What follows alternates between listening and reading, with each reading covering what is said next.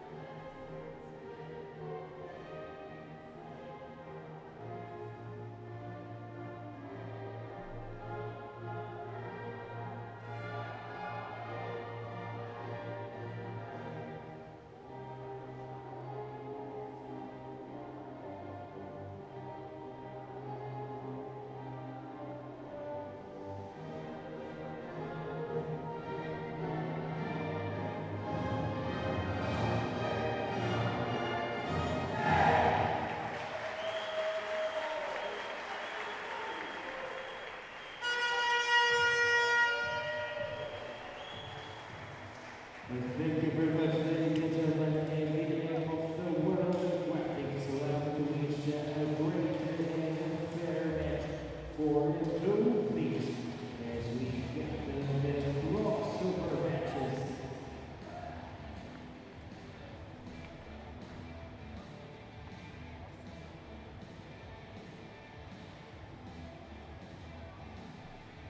Welcome back.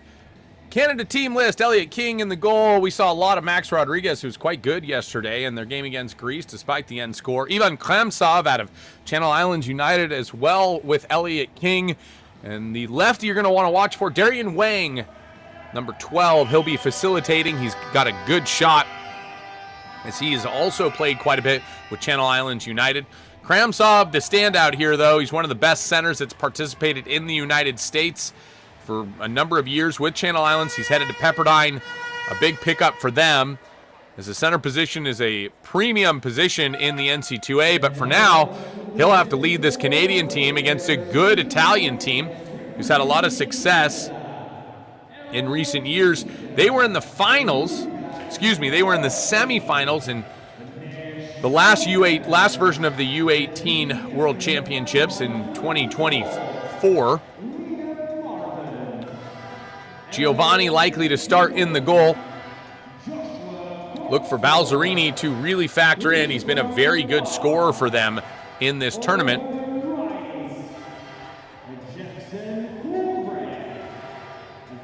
As well as Francesco Corelli, who's got 8 goals.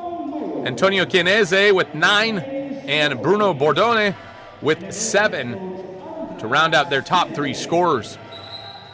The Canadian team more focused on the attack at the center position. The Italian team more focused on their attack from the driving and quicker kind of counter-attack position.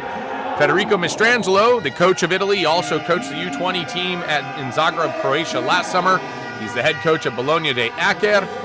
On the other side of it, Andras Serzi for Canada. And so Kramsov leading all scorers for Canada with 12 goals, Nash Porter with 6, Joshua Coxford with 5, and Darian Wang with 4, as well as Noah Liu. Italy finishing 3rd in their group, Group B, losing to both the United States and Spain. They did beat China to finish 3rd. They're looking to get back into the quarterfinals with a win here. So by finishing 3rd or 4th in Group A or B, means that they'll have to play in as part of the crossover. And this is what you're watching now, the crossover part 2, if you will. The winner of this matchup will take on Croatia tomorrow, who finished 2nd in Group A. If some is good and more is better, it's our 2nd game of 4 in knockout. Canada, Italy, we just wrapped up Hungary, New Zealand. Hungary beating New Zealand 25-13. They'll take on the United States tomorrow. Italy, Canada now, and yet to come, Turkey and Serbia. Greece and China will break that down as the game goes on. But you're all set for a good one with the opening sprint here. 8 minutes on the clock. Canada, Italy, right now, here in Rio Maior, Portugal.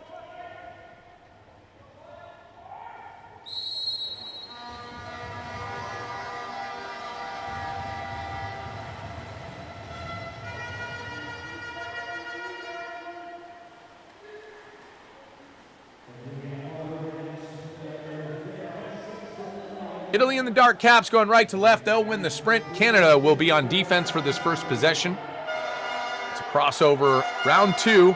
Winner moving to the quarterfinals, taking on Croatia. Loser getting a bye and heading to the 9-12 classification. Neither team wants that. Let's see who fights to the end here. Entry pass there. Exclusion coming. So first possession, they go into a double post. Canada will be 5-on-6. We'll see how their defense holds up. You can see how Italy moves the ball around the perimeter pretty quickly. Left to right and right to left, and there's a shot. And a goal just off the hand of Rodriguez, sneaking in underneath the arm. Excuse me. They changed goalies from their start there. That's King in the goal, as he gets the start after Rodriguez got the start yesterday.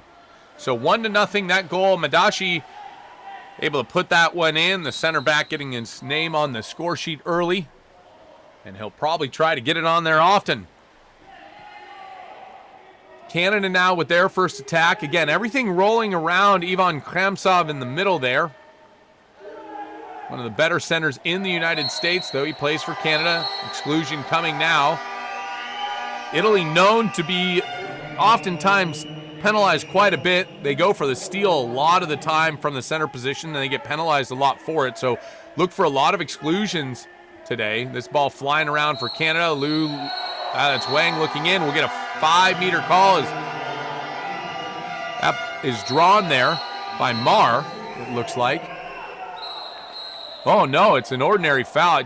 Some confusion here. Is there another exclusion?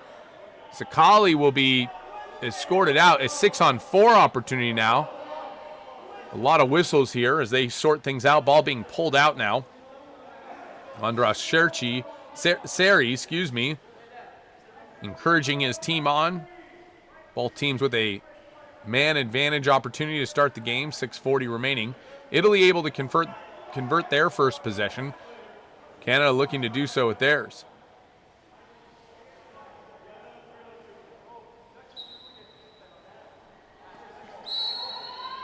Goes to Mastrangelo, very relaxed. And we're back with play. Wang with it, all the way at the wing. He goes up top. Now 6-on-5 as they come one man back in. Ball flying around. And that ball turned over there as a ball under. And Italy kills that penalty.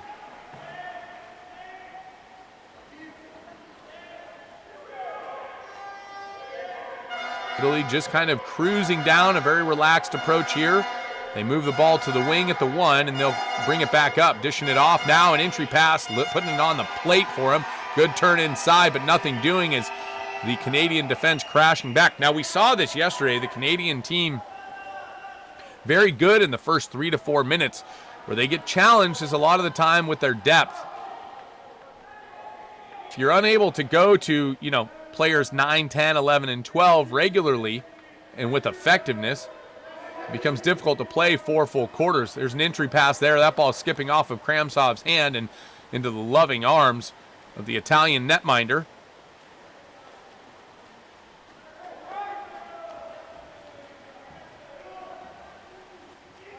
Really very relaxed here, not pressing the issue.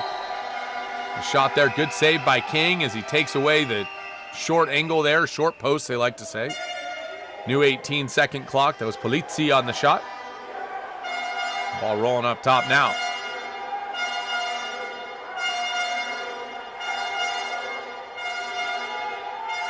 Ball swinging across, trying to reset the goalie. Another save by King, again at the short post. Polizzi said, if I can't do it once, I'll try it again. And King says, no, you won't. Good stop by him. Canada will counter out.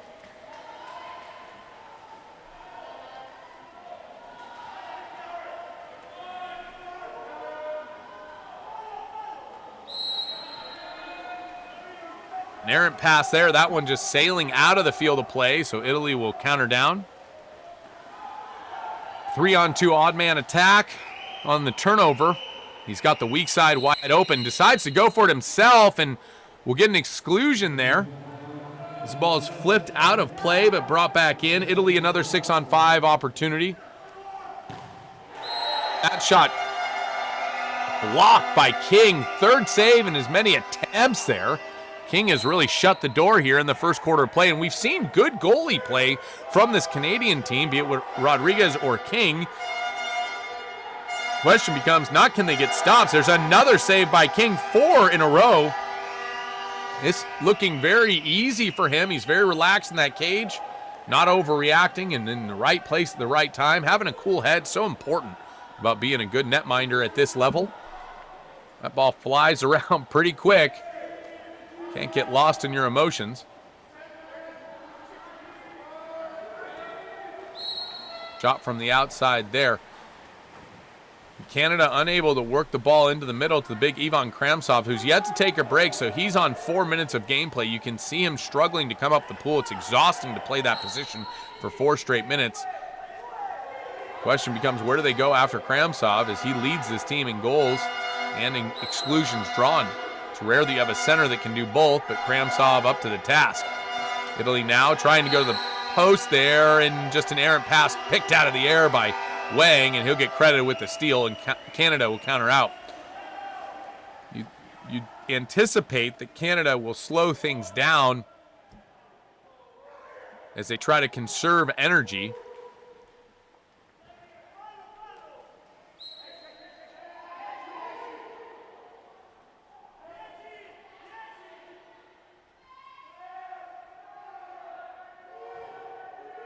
Playing with it, low on the clock. He'll shoot. He'll force the Italian netminder into a save and get a new 18-second shot clock. That's Giovanni who'll be credited with that. New 18-second, 3:15 remaining, 1-0. A tight one here. Kramsov in the middle, and he'll draw the exclusion, second exclusion he's drawn. Italy crashing back, but a bit late there. A long entry pass with the all that space. Canada looking to convert now. Catullo, his first exclusion. Wang with it. Up top now. Ball moving around, staying on the right side of the pool. Shot there. Good field block there by, that looks like Maffei. And Giovanni will collect. Outstanding field defense there, taking away the cross cage high. He's in the right position to make that block. Italy comes even. Mid-tank substitution. Center coming in now. High pressure. Entry pass dry, turn inside, 5-meter coming. Great work there by Italy, getting it right to the hand of the center. He makes a strong quarter move to his right, kind of a backside turn, earning that 5-meter. And so Italy will have an opportunity here to get their second goal today and establish a 2-goal lead for the first time with 2:29 remaining. Set to take the shot here, Corelli.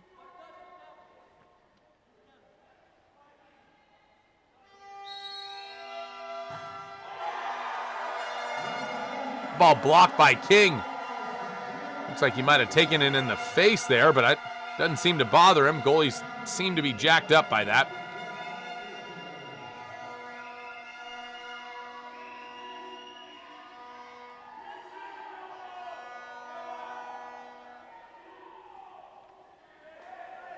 Canada survives that penalty shot. A rare block, but all the pressure's on the shooter.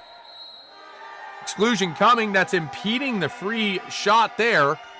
So Canada, another 6-on-5 opportunity, yet to convert one, but with 2 minutes left, no better time than now, no better place than here. Marangelo will go out. Wang with it down in the corner. Not many subs for Canada, despite playing 6 straight minutes with only one quick break for a goal. And that ball sailing over the cage is just getting low on their legs there as the Canada attack. You can see the fatigue setting in.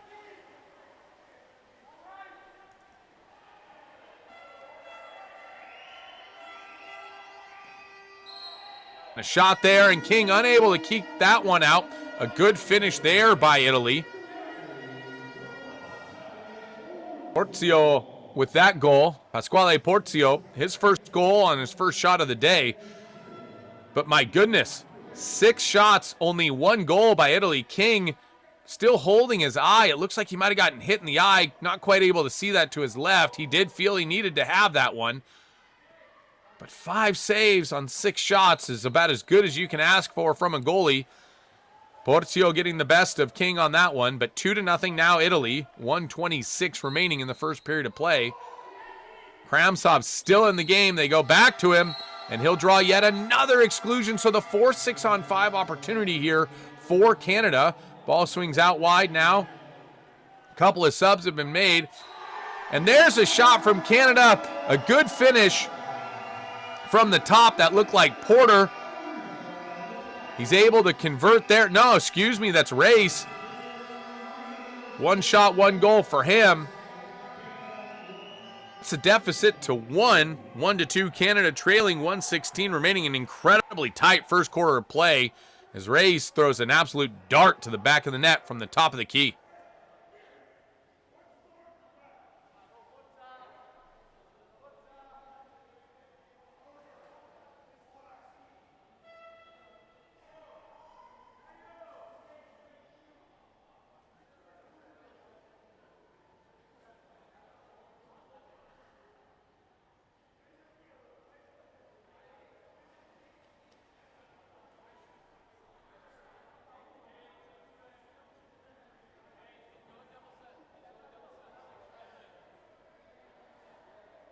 With 2-1, Italy leading Canada, 1:16 remaining.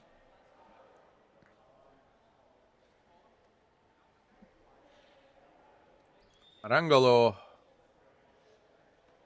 giving a thumbs up.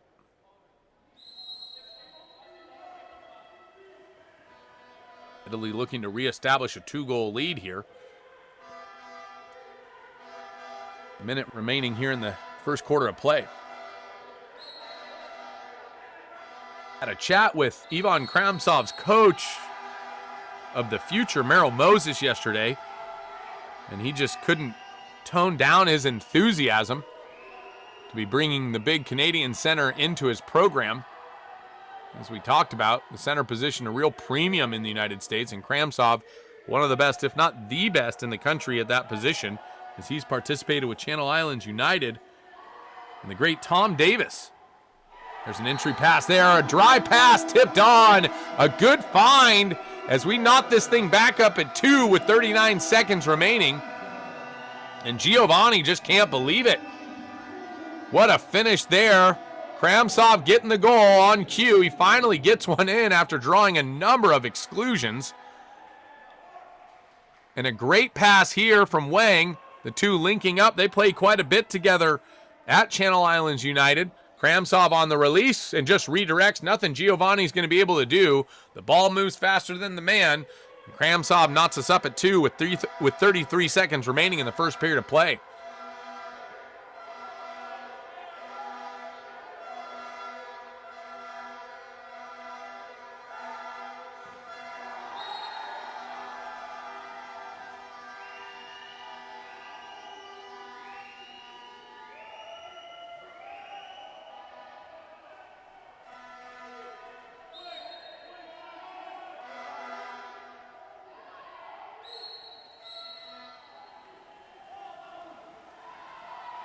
Contra foul there. Bit of a swim meet with 6 seconds remaining. They'll try to go quick. Two will have to hurry, and he finishes it in. Buzzer beater, they'll count it. Italy 3. Oh, look at that.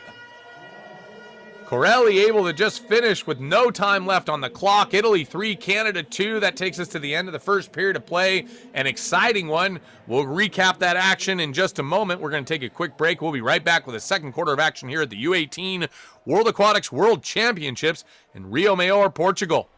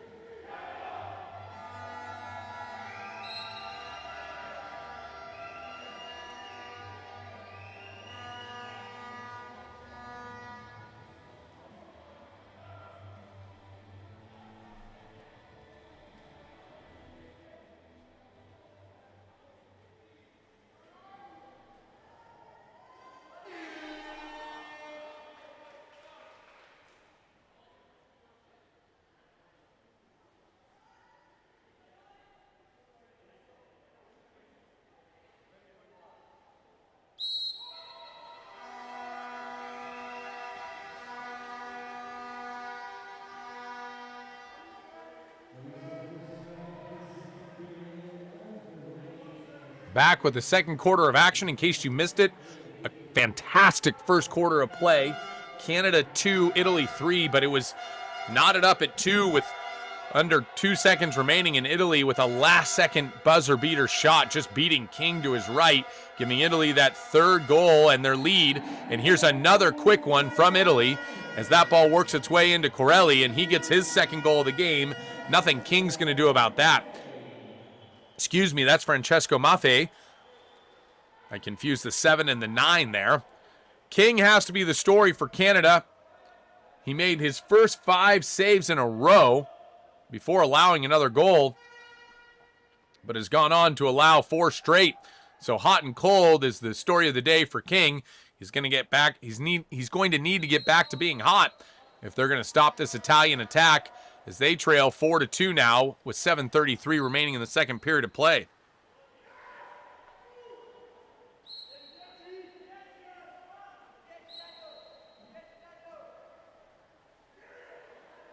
Italy had a tough group to work through as they dropped games to both Spain and the United States, though they did beat China, putting them 3rd in their group. Shot there from Wang, sailing off the bar from way outside.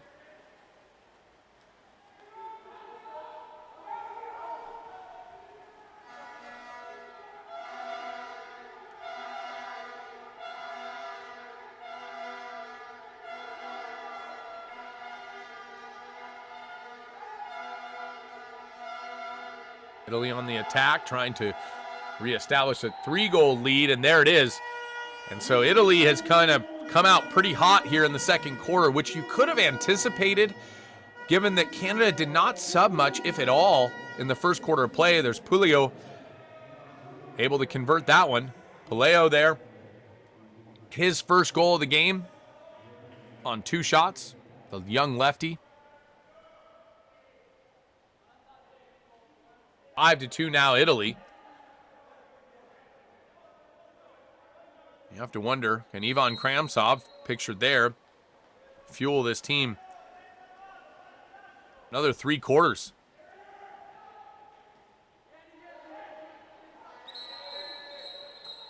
There's an exclusion coming off ball. Kramsov will draw that one. His 4th drawn exclusion of the day. We're only 2 quarters in here, or a quarter and change. Canada flying the ball around. Dropped off now, back to the wing. Ball hitting the water. Gets up, tries to go Kramsov quick at the post. Despite being pressed there, unable to convert. An exclusion in transition. That'll go against Canada. We'll get the name of who that is. It looks like it might be Wang, having to go to the corner. He'll have to go to the red marked area. Think about what he's done for a little while.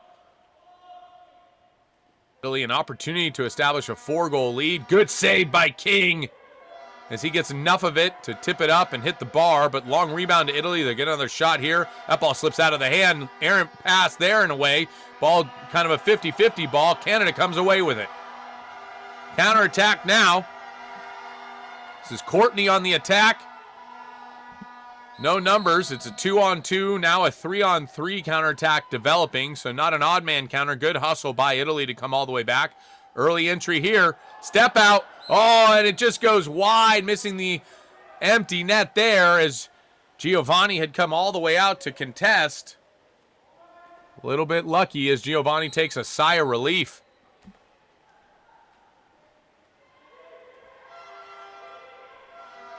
Entry pass. That ball just a little bit wide.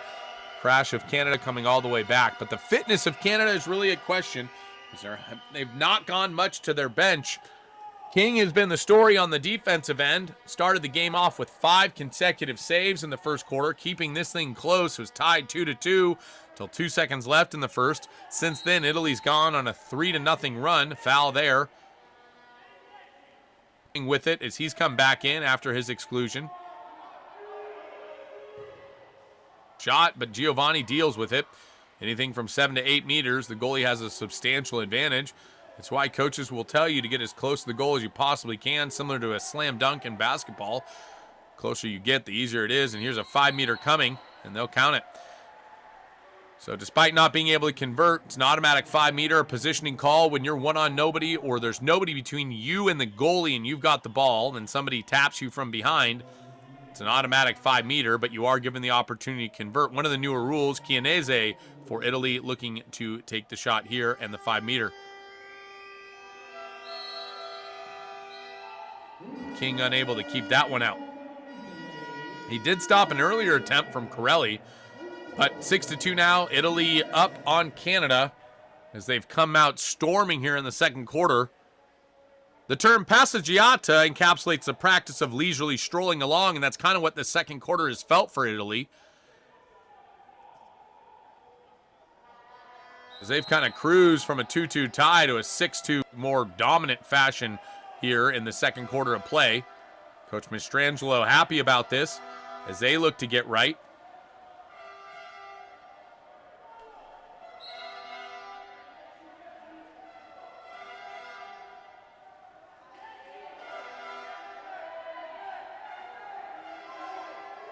Again, the winner of this will take on Croatia, who finished second in Group A. Canada just having to concede possession there. Halfway through the second quarter of play here at the U18 World Championships, hosted by World Aquatics in Rio Maior, Portugal.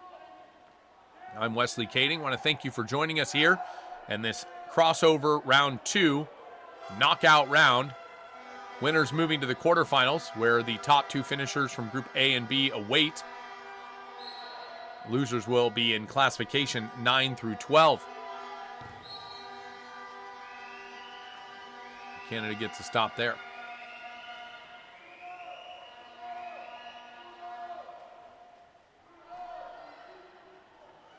We'll break down the action that's occurred today as well as what's to come at the halftime break. But before that, exclusion drawn there again by Canada. Again, another 6-on-5. Timeout Canada. They want to break this down, build it back up, take it apart, put it back together. Scott Volz of the United States there, one of the top referees in the United States. He refereed the National League Championship earlier this year. The U.S.'s version of a men's league, post-collegiate league, if you will.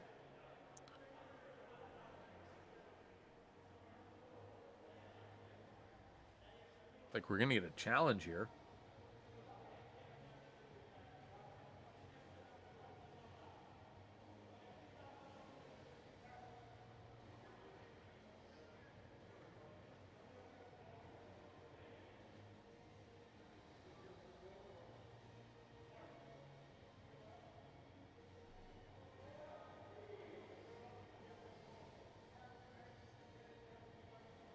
So they're looking to see if this is a 5-meter. That's what the challenge is. Challenge initiated by Canada.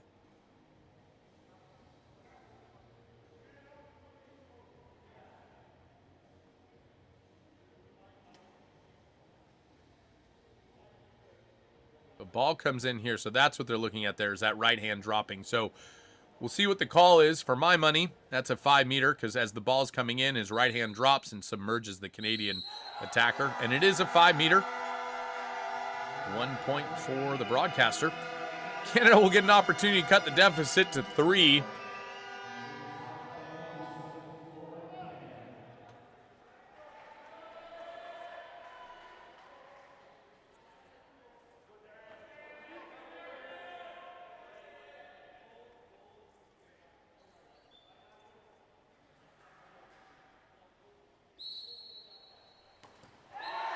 And Wang's able to convert. So 6-3, Canada trailing. Not out of it yet. 3:39 remaining in the second quarter of play. Every little bit's going to help. But Canada will need to get stops against this Italian attack, who's been very quick on the counterattack.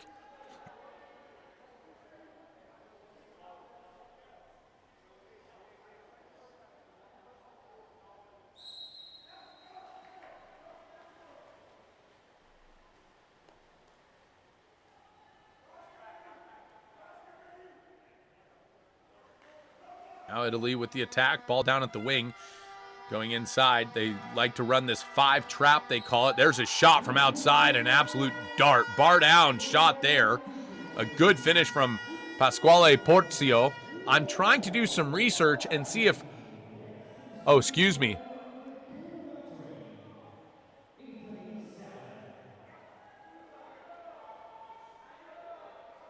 They've misattributed the goal there.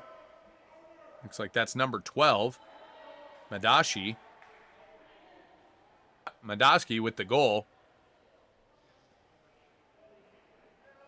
Leonardo Mandatsky, able to give Italy their 7th goal of the day. Kramsov on the reset.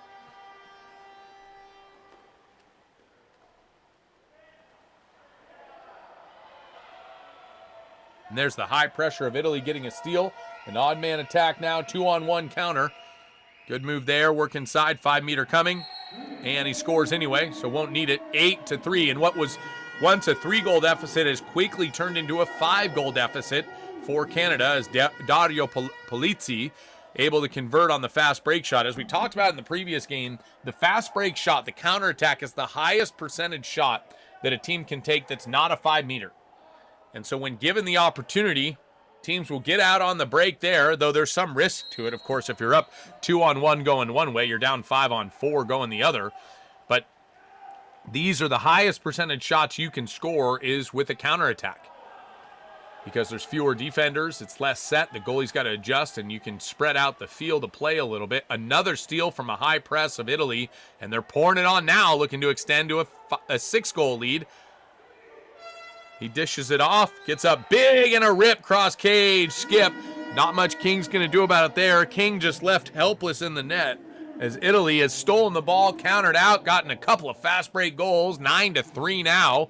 A good finish there from Madashi, who was just recently on the scoreboard, went from 0 goals to 2 goals in under a minute of play. Timeout Canada, as they're going to want to break this down and try to build this back up. We'll be right back with more action in just a moment. I'm Wesley Kading with World Aquatics. Don't go anywhere.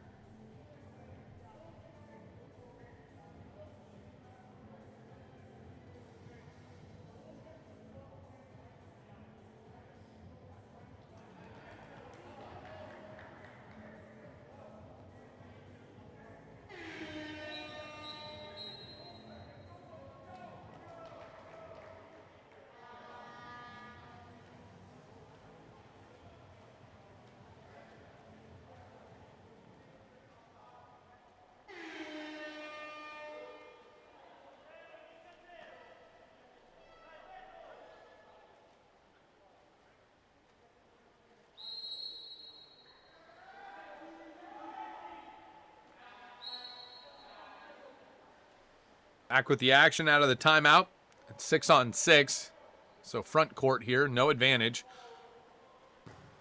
Ball back and forth. Good save there from Giovanni. And Canada shooting from way too far outside.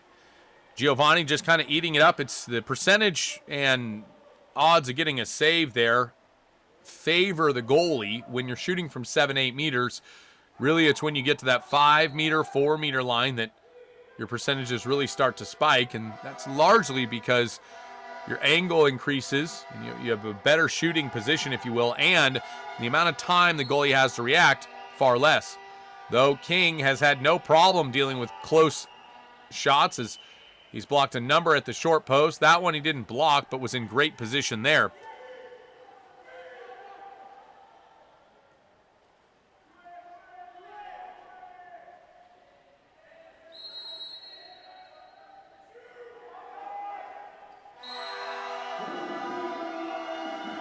There's a goal by Canada.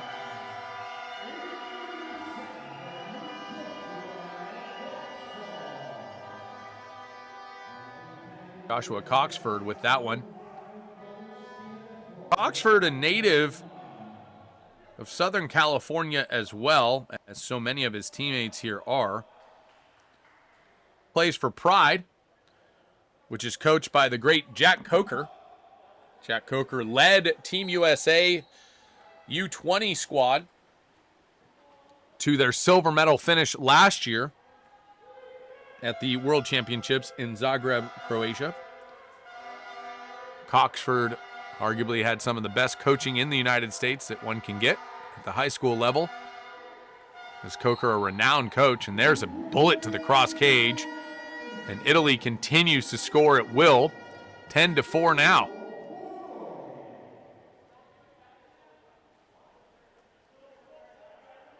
Bruno Bordone with his first goal of the day.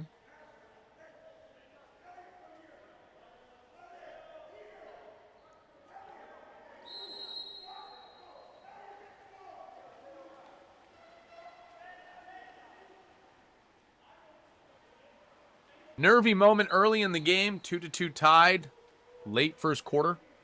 Since then, Italy has gathered themselves and galvanized their spine as they've gone on an 8-2 run. Exclusion there against Pasquale Porzio. I'm trying to research and see if Porzio is related to either Pino Porzio or Federico Porzio. Goal there by Canada. A good pass to the post there on 6-on-5. And finally, Canada gets a conversion on their man advantage.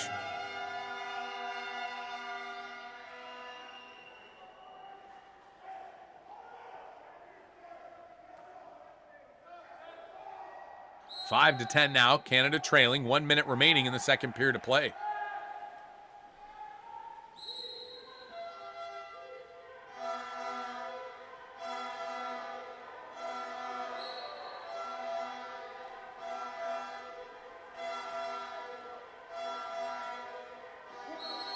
Entry pass there. Exclusion coming.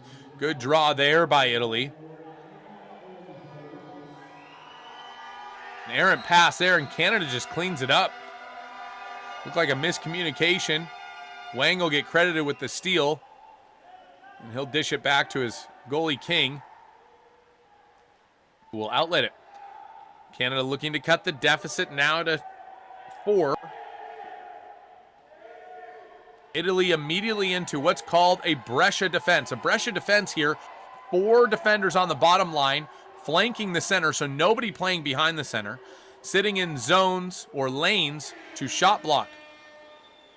What that does is it forces Canada to shoot from the outside, which Giovanni has proven he's gotten the better of the Canadian attack when they're shooting from 6 to 7 meters. So Italy adjusting their defensive strategy. Shot there, just sailing wide. Oh, it looked like King got a piece of it, so he'll get credited with the block.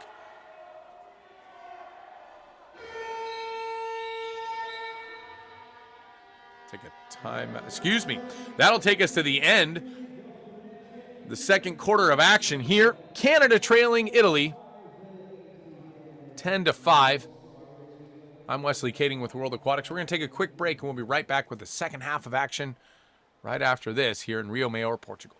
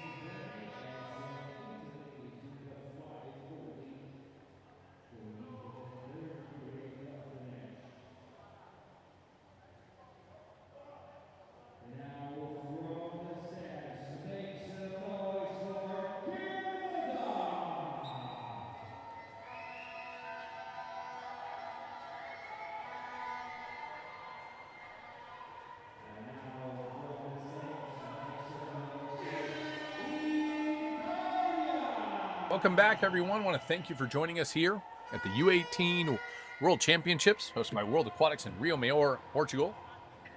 Portugal's been a great host this week as we march towards the finals. That to occur on Saturday, July 4th. Canada trailing Italy 10-5. We're at a halftime here, start of the third quarter. They'll switch ends and do it again. Third quarter of action coming up right after this. I'm Wesley Kading with World Aquatics. It's been a joy to bring you the knockout round here. First game today. It's Hungary defeating New Zealand 25-13. Currently Italy 10 over Canada 5 in the third quarter of action. Coming up next, we'll have Serbia and Turkey. Serbia finishing fourth in that group of A, with Hungary, Croatia, and Montenegro. Croatia and Montenegro finishing second and first, respectively. Ball's going to get pulled out here. So Serbia and Turkey coming up next. Turkey has proven that they're pretty good. We've got a red card here. And a game misconduct. That going to go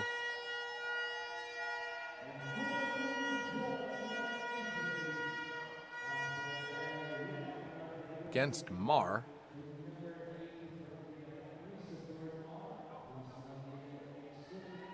I don't know that we'll get a replay of it. It was unclear what occurred there. But it's an exclusion with substitution. Antonio Chianese with the goal there. So it's still 6-on-6, but Mar has been awarded a red card. We'll see if we get any kind of explanation we can share with you. Wang, the lefty, with it now.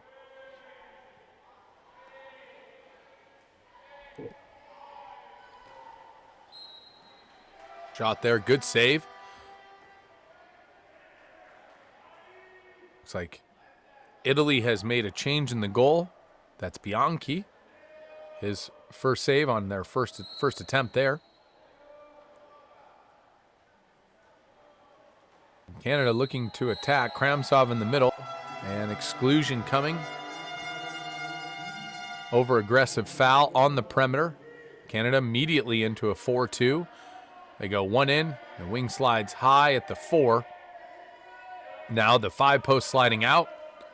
They go to the 5 post. Nothing doing there. Tries to squeeze it to the short post. And the referee Volts calls it in. Bianchi says no chance of that. He'll toss the ball out to Mastrangelo. And every goal, every exclusion is reviewed by VAR. And so there are times when the VAR will actually buzz in.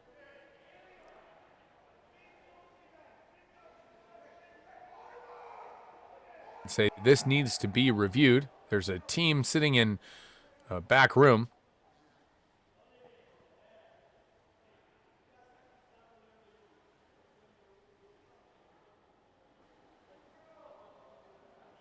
And that's tough. Now, you can see that Volts, the referee there, is standing about at the 2-meter line, which gives him a different angle of view.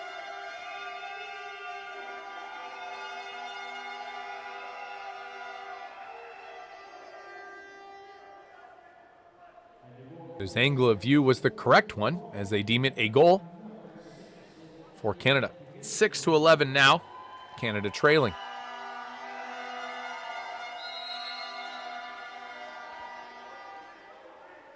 Players in foul trouble for Canada. Only Mar has 3 with the red card, game misconduct. On the other side of it, Pasquale Porzio with 2. Giorgio Marangolo with 2. It looks like Paolo Balzarini with 2 as well. New goalie for Canada. This looks like Rodriguez back in the cage. He played yesterday versus Greece. And a goal there. So Canada gets a stop. They come down and get a quick goal. They cut the deficit back to 4. A good finish there by Kramsov, who's having to now shoot from the outside. I'm not sure you can ask much more of this young man, as he's drawn a number of exclusions, scored from the inside, scored from the outside. Short of playing goalie, it looks like he's done it all.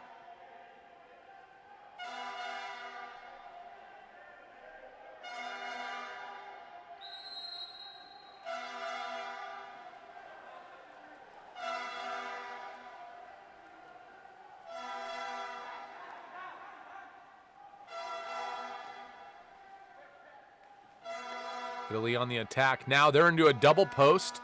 Entry pass there. What a finish. So with 4 Canadian defenders around him, the entry pass hits that center right in the hand, and he's able to turn and wrist it in. A great finish there by Maffei. What a find. 12-7. That was one of the more impressive goals.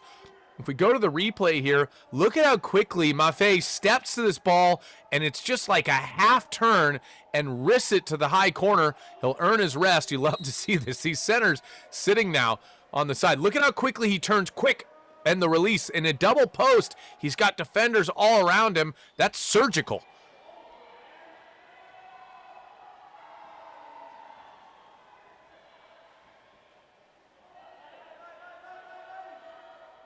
And a counterattack now by Italy. Good save by Rodriguez. I'll tell you what, I know Canada has given up a lot of goals in the last couple of days.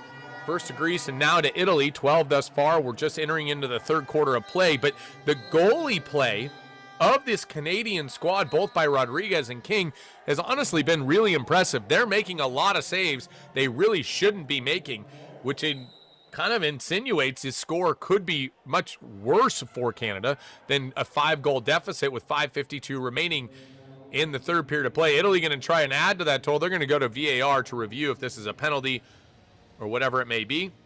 Referee Volt pulling it out.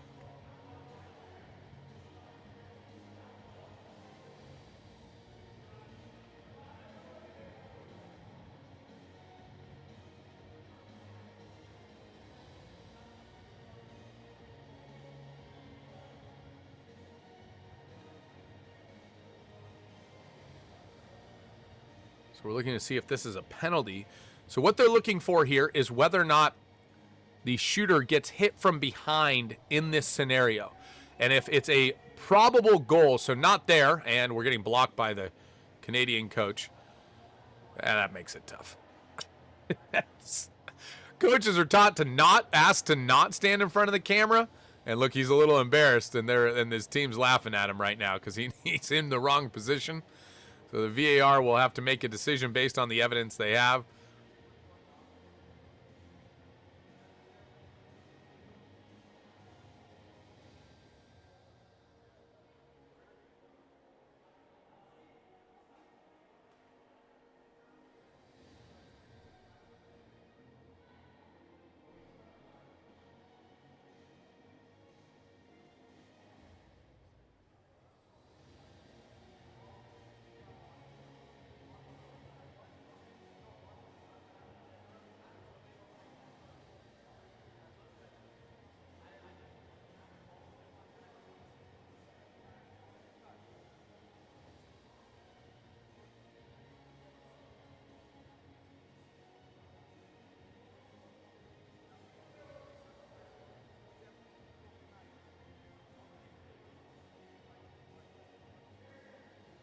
It's tough to decide here.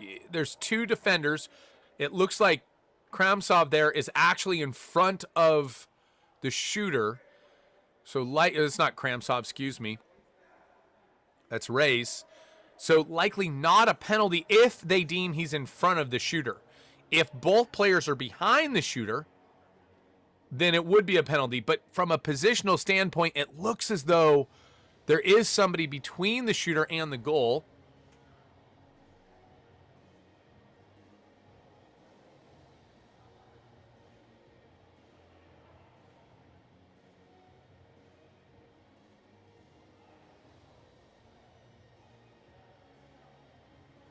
They want to get this right.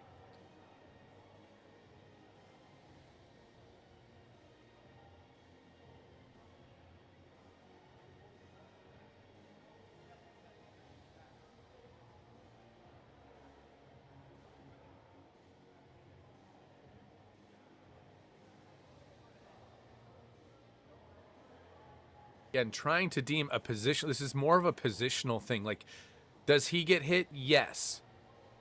Okay, so now this is a different call. So now they're looking. This is a different play than we saw earlier. So now they're looking to see, did he get hit in the face? It's a really good job there by the Canadian defender. That looks to be number 14, Lou. He comes all the way around and gets inside, and then Reyes jumps in front. So look, Lou comes around to the inside. Shot is blocked. Lou is inside water.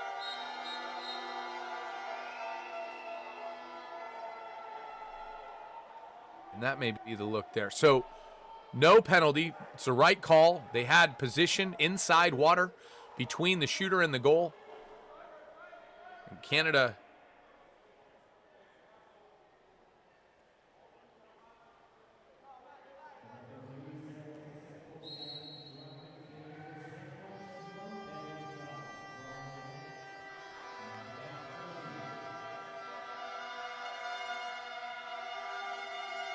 Italy will retain possession, and there's a quick goal. So all for naught as Italy puts another one in.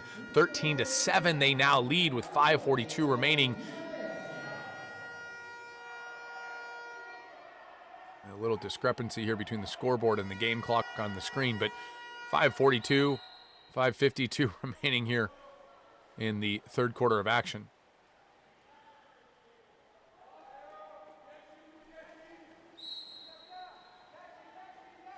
It looks as though the game clock on your screen is a little bit off from the shot clock that's on our scoreboard.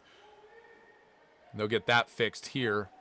Wang with it. Wang will shoot way outside. That one sailing over the cage, and you can see the fatigue setting in. A noticeable sign, a common sign of fatigue in water polo players when they start shooting over the cage from way outside.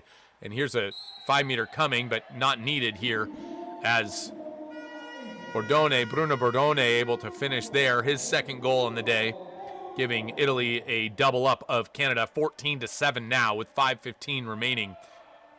And the Italian team continues to attack.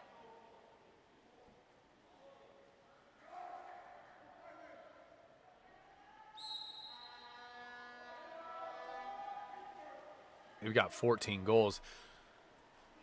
Italy looks to have this one kind of secured, a 7-goal lead here midway through the third. Certainly not over, not impossible. Exclusion coming. Kramsov just causing huge problems for this Italian defense. The winner of this matchup will get the second place finisher in the A group, which was Croatia. A very good Croatian team. The quarterfinals tomorrow.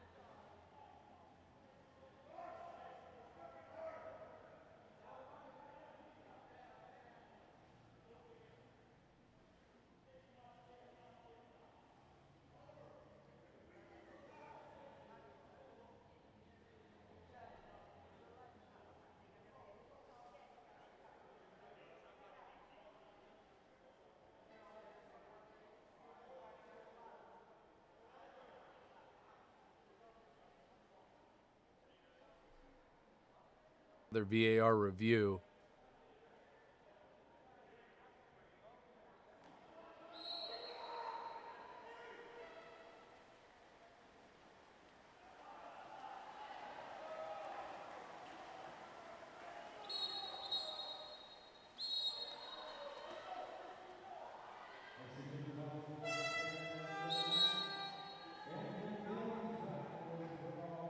We got a timeout here on a transition exclusion.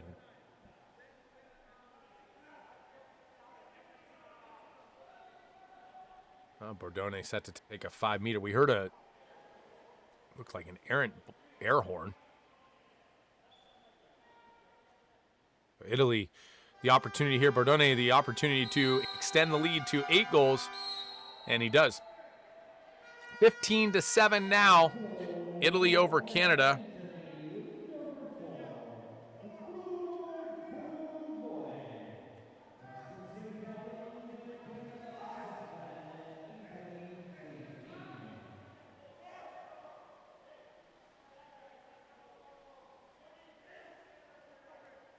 Goal there from Bordone. Looks to be his second of the game.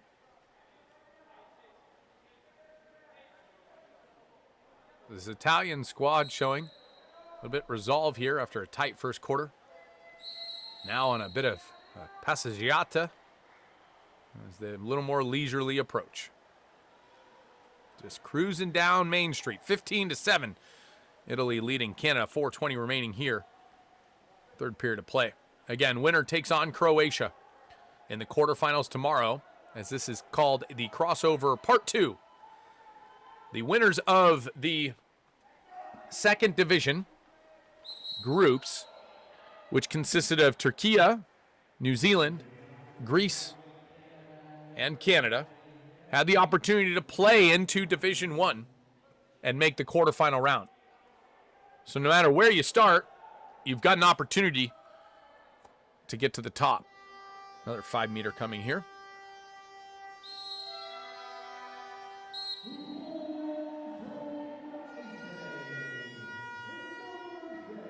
Looks like Marangolo won't be denied. 16 goals for Italy now. 4 minutes remaining, halfway through the third. Marangolo has been very good today. On the defensive end, a couple of steals. There's a rocket there for his first goal.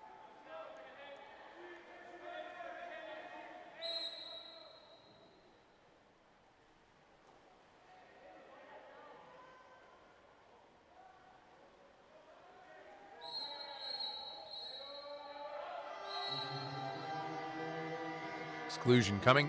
Kramsov just having himself a day. They don't actually tell me who's drawn the exclusions, but it's safe to assume Kramsov has drawn all of them. That would be 9. And there's a goal by Canada from way outside.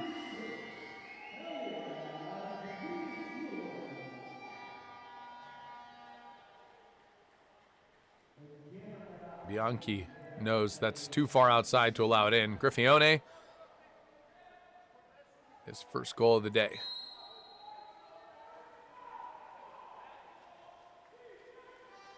Excuse me, that's his second goal of the day. 12 total exclusions against Italy. I'd have to imagine at least 10 of those are because of Kramsov. A really special talent in the center. Works really hard. He plays the majority of the game, which you don't see a lot of centers doing. Now he's defending center. That ball off the bar. Long rebound to Italy. And a good save there from Rodriguez on the limping attempt into the goal. 2:54 remaining here. Third period of play.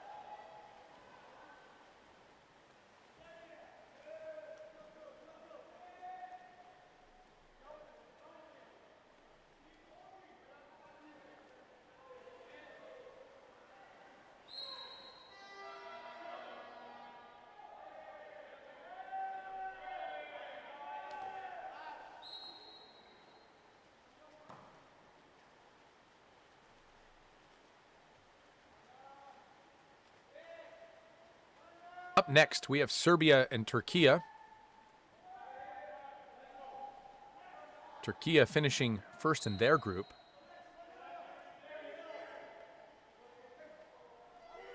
We'll preview that game as this game winds down here.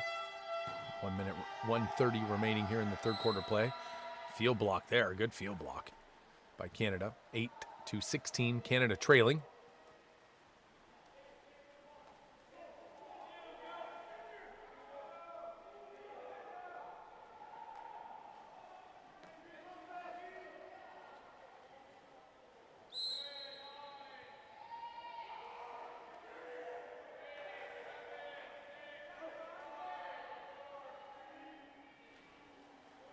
Entry pass there, and ball deflected out. Final minute of play here in the third quarter of action. I'm Wesley Kading with the World Aquatics. You're watching the U18 World Championships here in Rio Maior, Portugal. Italy and Canada. Another goal there for Italy, 17-8 now, as they are cruising with 43 seconds left in the third quarter of play. And Rodriguez is going to have to fish that one out of the back of the net as Porcio puts in his, I believe, his third goal of the day. He's been very good. Look at the length of Porcio. A nice finish there. This Italian team dropped 2 tough games, one to Spain, one to the United States, to finish third in Group B. Now they'll look to advance to tomorrow's game versus Croatia, so no rest for the weary. You wonder, will the back-to-back days affect them?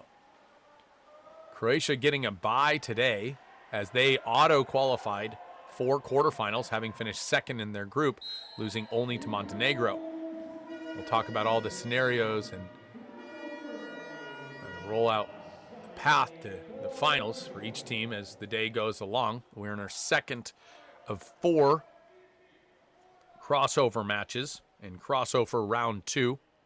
Crossover round 1 was to decide final seeding from Division 2 going into Division 1. Their goal there for Italy. 18-8 now. Exclusion coming. Wang with it, goes up top. That bobble there, just enough time for Italy to swarm. Rebound now, and a good save there by Bianchi. That'll take us to the end of the third quarter of action. You are watching the U18 World Championships here by World Aquatics. I'm Wesley Kading. Don't go anywhere. We got 1 frame left in this knockout round. Italy versus Canada.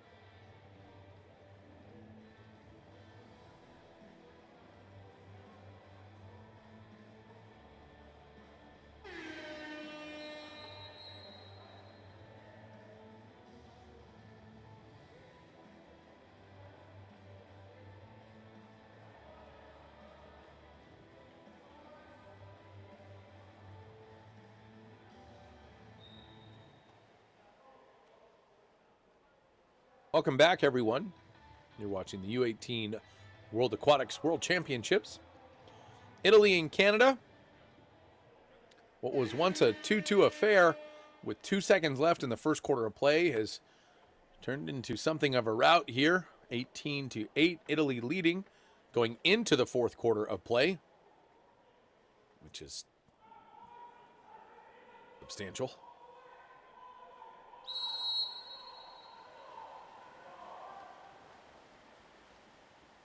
Take the sprint. Italy in the dark caps, left to right on your screen.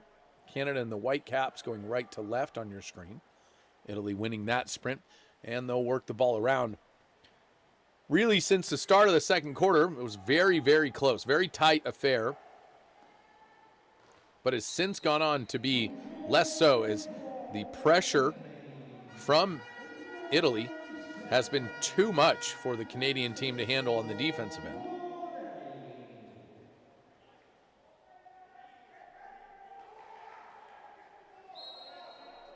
And Italy generally doing a very nice job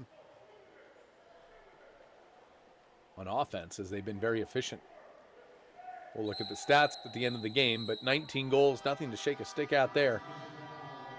As they're up 11. Exclusion coming. Now, Kramsov has been the story for Canada as he's drawn now 11 exclusions.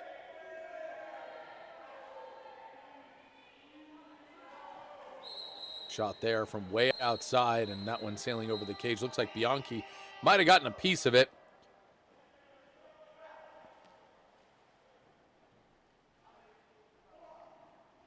Yeah, and they'll take it out.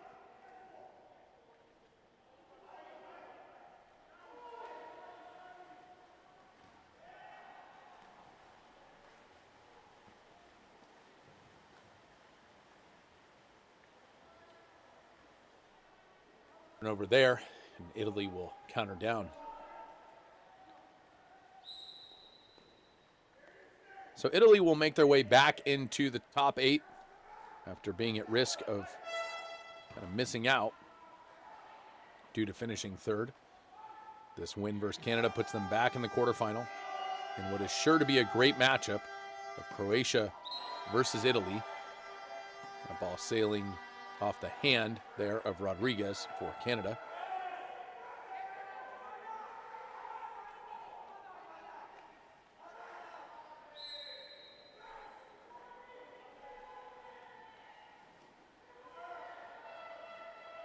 True pass there. Good help defense by Canada on the crash. That looks like Wang will be credited with another steal. He's done a nice job, the young lefty. He's facilitated a lot of the Canadian offense, getting that ball to Kramsov early and often, which has paid dividends. And in turn,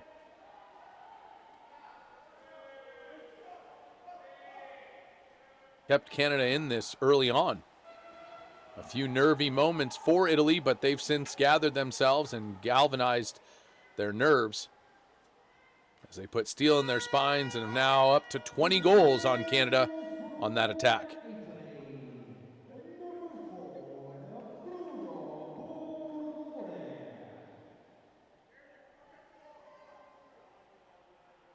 Ordone with that goal. He's got quite a few today. Good for him. He continues to score, proving he belongs. Now, there's some school of thought that, hey, they're running it up. Well, yeah, a lot of these players want to be on the senior team, want to prove that they belong there.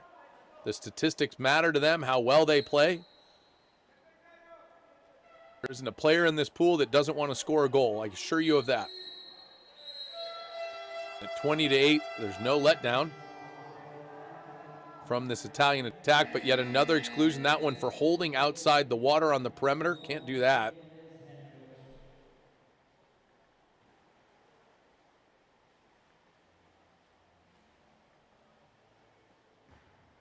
Timeout Canada. So it's 6-on-5. Coach Seri will take a look and say, hey, let's draw this up and do this right, because that's how we do things here. And they'll want to set something up for 6-on-5. Look for a wing in and a high pocket with a post coming out. That seems to be their play of choice. And we'll see if that holds true.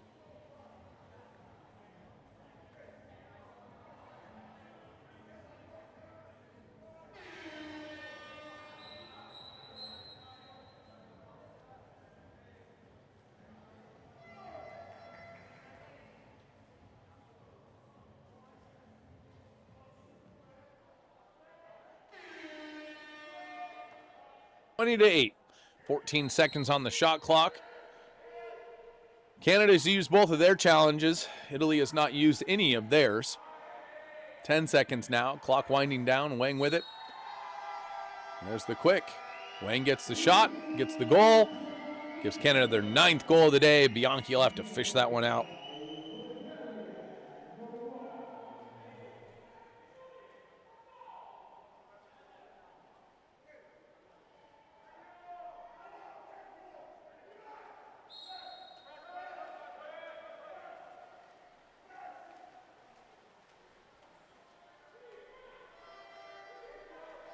Italy back on the attack. So 5:22 remaining here.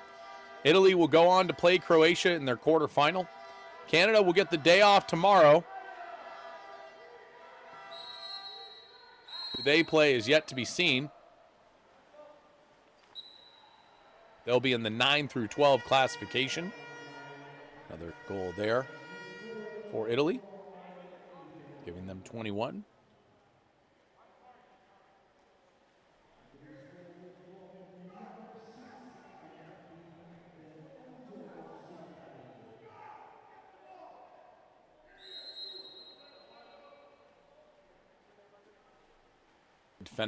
Fundamentals, cross-face, catch, shoot, backdoor shot. Difficult stop for any goalie of any kind to make at that range and that angle.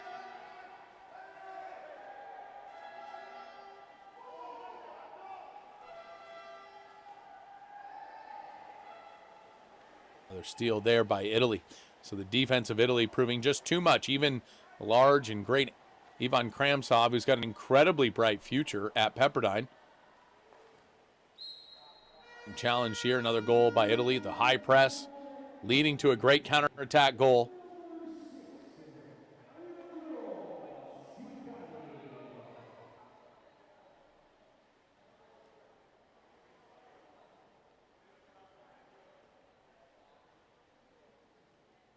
Italy pouring it on now, 22-9.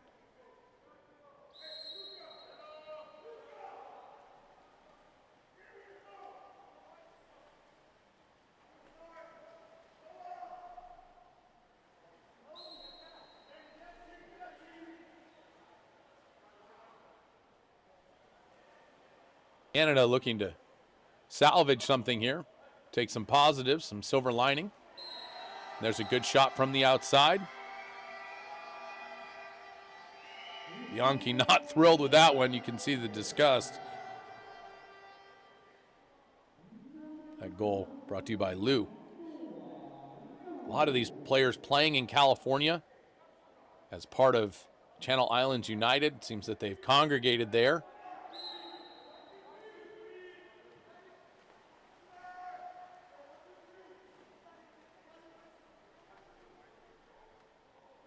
They continue to play together, build their chemistry.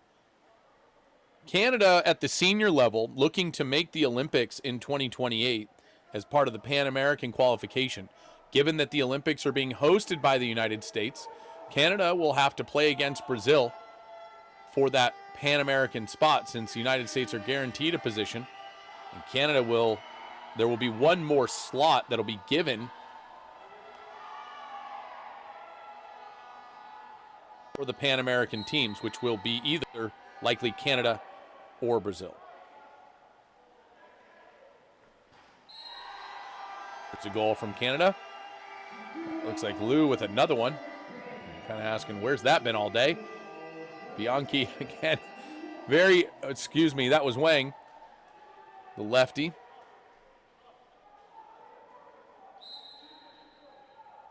Bianchi rather demonstrative with his emotions, wearing it on his sleeve.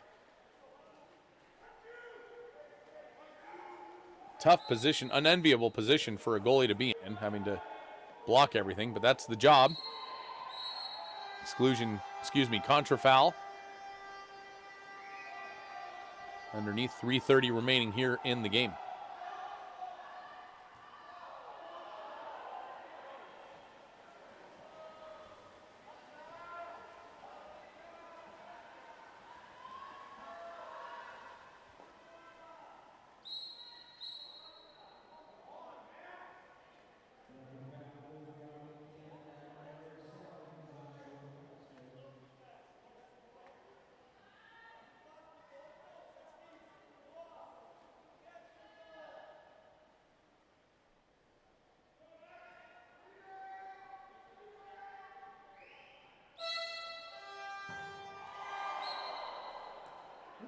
Another goal for Italy, so 23 goals.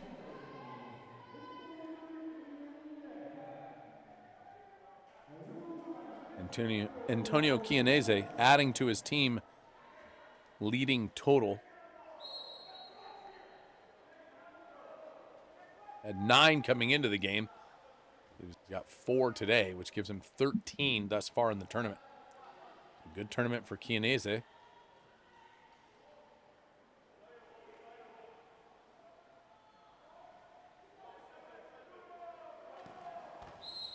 Again, good shot there, but a better field block. You love to see center defenders get field blocked.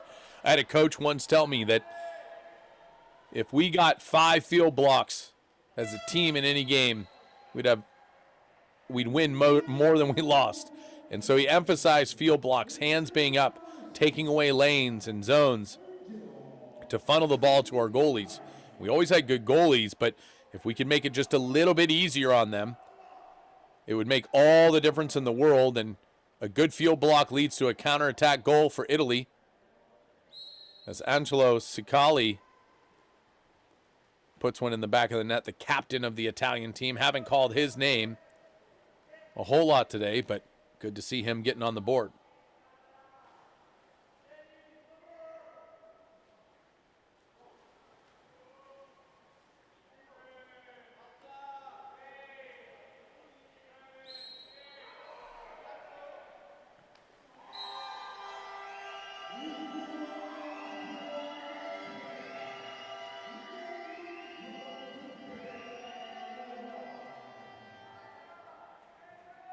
The shot there by Wang, his 4th goal of the day. The lefty has done all he can, shooting 50%. Nothing to scoff at there. Gets up big. Good cross-cage finish.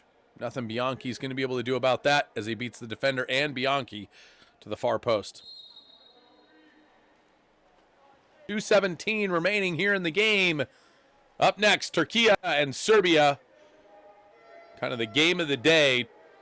Serbia finishing 4th in their group. That doesn't say a lot given the group, being Montenegro, Croatia, and Hungary. I don't know how you get a more difficult group, but they finished 4th, and that's what matters, and so they'll take on Turkey in the next game.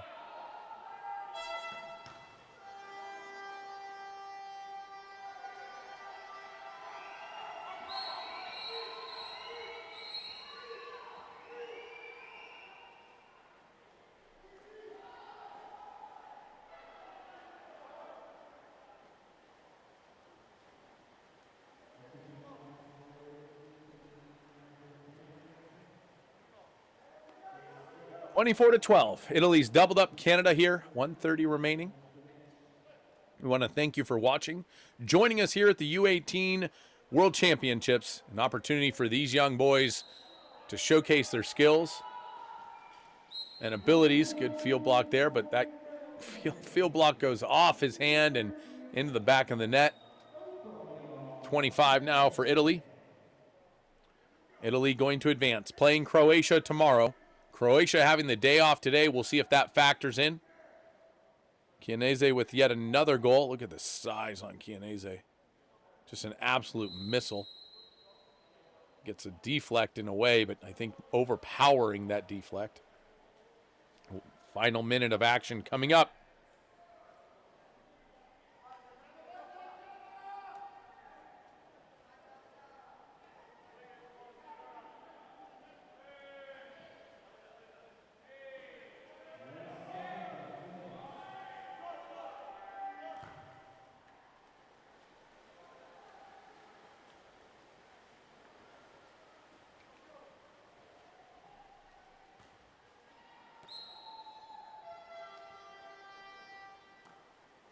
This will. Exclusion coming in transition. Canada, an opportunity here. And a good goal there. Going quick. So an exclusion in transition leads to a quick goal for Canada. Coxford there out of Oaks Christian. Playing for the great Jack Coker. He knows what to do when he gets the ball. As Coker likes to say, throw through the target, not to the target.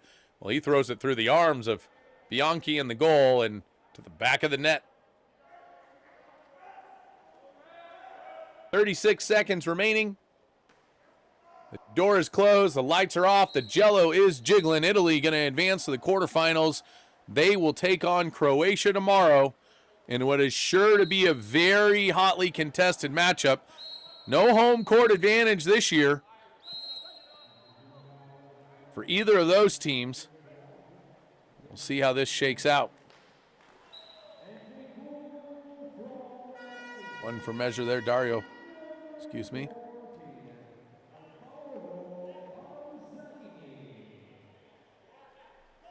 It looks like Balzerini, Paolo Balzerini with the goal there, just on the redirect. Ivan Kramsov has to just look on, wondering what more could he have done. Double-digit exclusions drawn, a number of goals.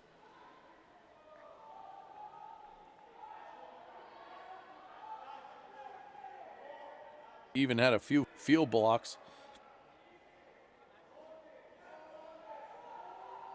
But wasn't enough. Up next, Canada. Up next, Turkey and Serbia. I'm Wesley Kading with U18 World Championships here for World Aquatics. We'll be right back with the next knockout game of action. Italy defeats Canada 26-13. We'll see you in just a moment. Don't go anywhere.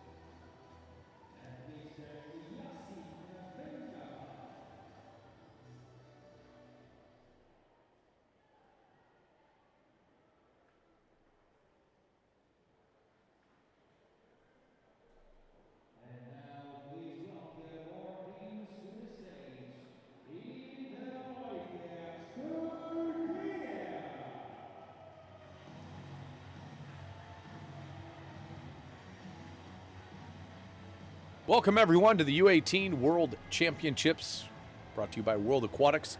I'm Wesley Kading. If you're just tuning in, Italy, Canada just wrapped up. Now we've got Turkey versus Serbia in what promises to be a very physical and fast match. Serbia finishing fourth in their group of Group A, which sounds worse than it is, as they took on Croatia, Hungary, and Montenegro all in the same group, which is brutal to begin with. Turkey finished first in their group and won their playing game as part of Crossover Part 1. This considered Crossover Part 2. And the winner of this will move on to play Spain in the quarterfinals tomorrow. So much to be decided, much to be discussed. We'll get started with the national anthems and be right back after that.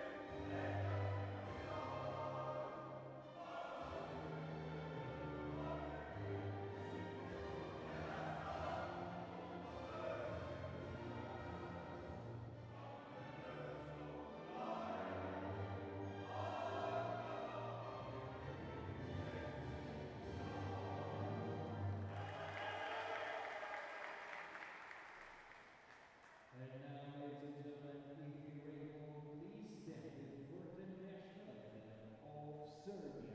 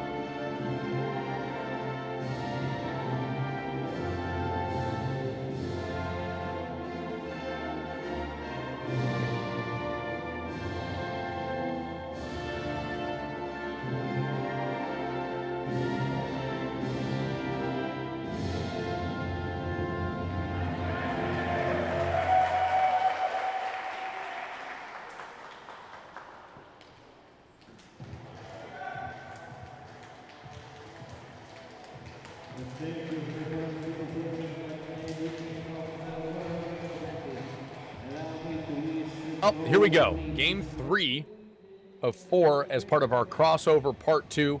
Turkey taking on Serbia in what is sure to be a very good matchup for both of these teams. Turkey advancing from Group 2. You can see their lineup here. Key players to watch for them: Demir Gulsoy with 9 goals and Demir Pekanli with 8 goals. On the Serbian side, a little more balanced. They have 4 players with 5 goals, starting with center forward Luka Drobna Jokovic, Milan Zelic, Nikola Pavlovic, and Pavle Papic are the 4 players with 5 goals apiece for Serbia. The goalie has been Mihailo Gosic, who was featured, believe it or not, at the U20 World Championships last year as a 16-year-old, which is insane. He's only 17 right now. He'll turn 18 later this summer. But he's logged 68 minutes, more than everybody except for Pavle Papic, who's logged 79 minutes for the squad.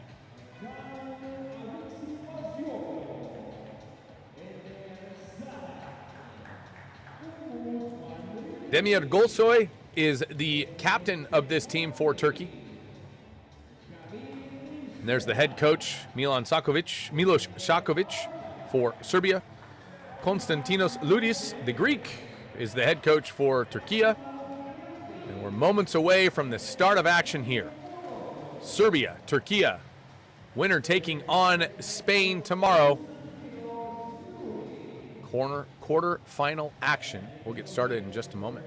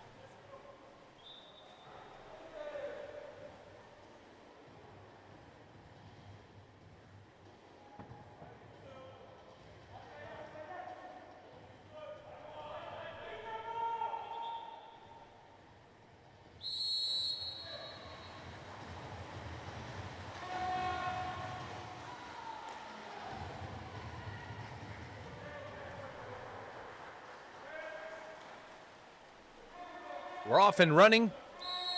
Serbia in the dark caps going right to left on your screen. Turkey in the light caps going left to right. Serbia winning the opening sprint. But Turkey getting a quick steal.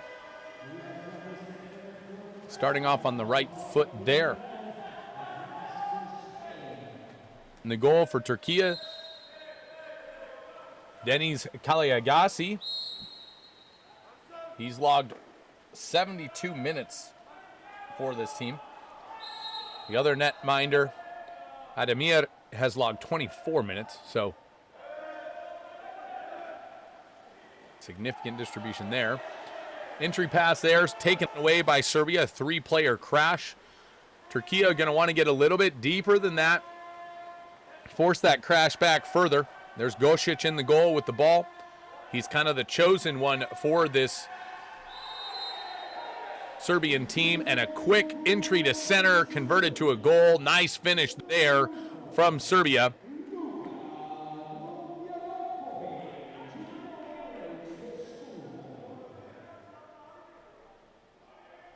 Luka Drobnjakovic able to convert there.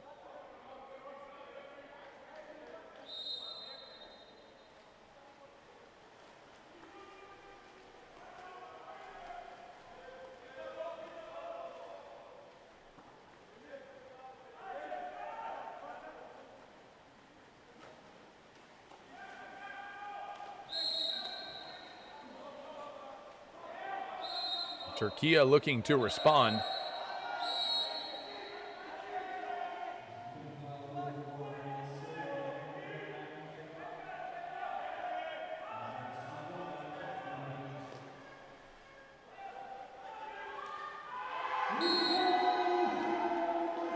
Turkey does respond. What a goal there. That kind of came out of nowhere.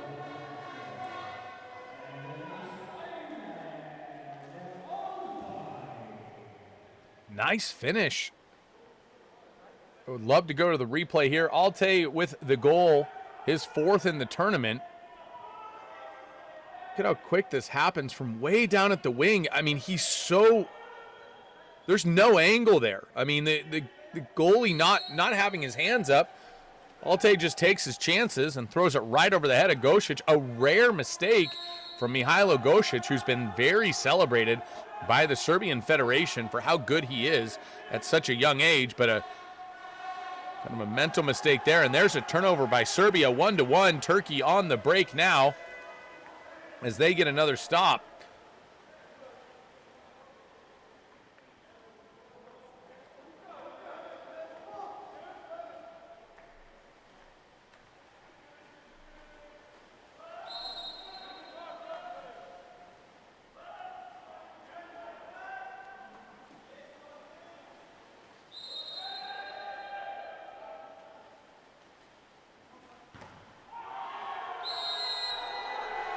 There's another goal for Turkey. Look at this. Gosic can't believe himself. An outside shot goes bar down, near side finish. This is Yildiz with the goal, his 5th goal in the tournament. So they've started off hot. Turkey with an early 2-1 lead over Serbia. And again, if there was one game, just a near side rip. It just buzzing the tower. 2 defenders on him in the way, and no problem there for Yildiz. If there was one game of the 4 in crossover 2 to play into the quarterfinals that we thought would be something of a contest here, it was this one. And thus far, and although we're only 2.5 minutes in, so maybe we shouldn't get too excited too early, this has been a good one. There's a shot there. That goes off the bar, and Turkey kills that penalty.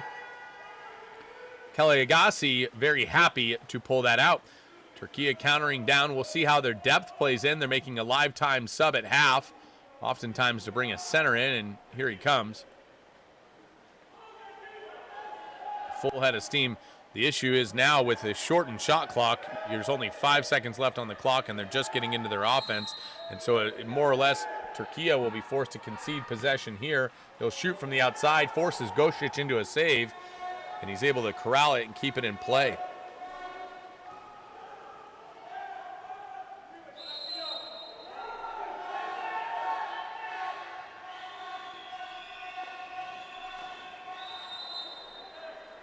There's a goal from Serbia as they answer very quickly. Ball swinging all the way down to the wing there, the 5 wing. And that looks to be Dordevic, Nemanja Dordevic, the wing. Only his 2nd goal in the tournament, but one that really matters, as Serbia is now knotted up 2-2 with Turkey with 4:43 remaining.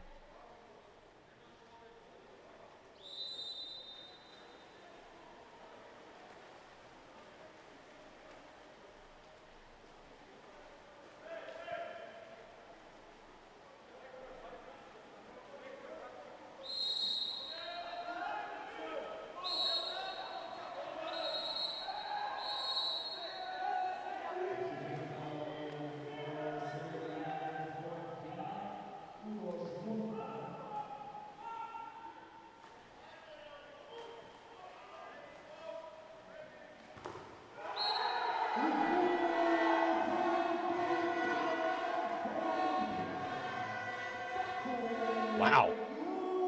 And Gosic just looks bewildered. Turkey just put in their 3rd goal. Yildiz his 2nd on the day. And there is no quit and certainly no fear or hesitation in this Turkey team, coached by the Greek Ludis. who's got his team playing inspired early here in the first 4 minutes of action. 3-2, Turkey leading Serbia. Serbia looking to respond now. Ball swings to the wing, then dishes down line. And another shot there. So defense optional this morning. 3-3. Turkey and Serbia, they're firing at will, and the goalies haven't seemed to find a rhythm. Vuk Vasiljevic with the quick goal there. No time wasted whatsoever.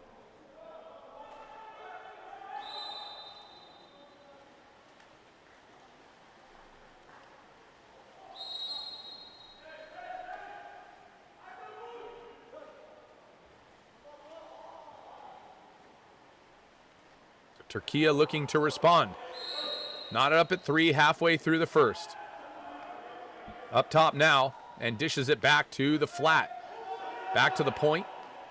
An entry pass there. Step out. Nothing doing. No exclusion. Great defense there by the Serbian center defender. Just going hands straight up, and they'll flip it back to Gosic, who's looking to outlet it now to the wing. He gets it up top, just past half.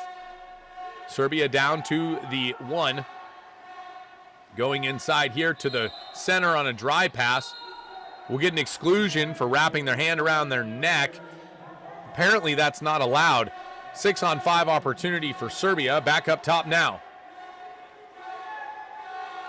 Down to the wing. Dishes. Digs it up. And the rip outside, and another goal for Serbia from the outside. A nice finish there. That looks like Pavle Papic, who leads all scorers for Serbia now with 6. Maxim Krekovic, his first goal of the tournament. So despite the slow start, the Serbian coach has gone to his bench early. Players who have not scored a whole lot have come up big as he's looking for some inspired play and somebody who really wants it. Serbia taking a 4-3 lead on Krekovic's shot there from the outside. Turkey looking to respond. 3 minutes remaining here in the first period of play.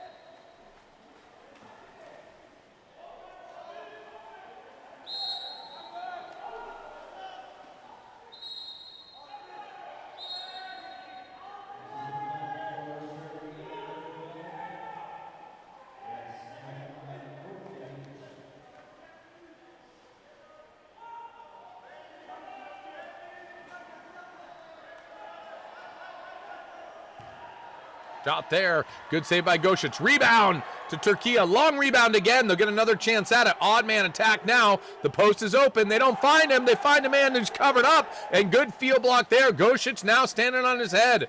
So what started as ice cold is heated up to lukewarm. Gosic getting a couple of shots off his hands and now off his head. And another good save here.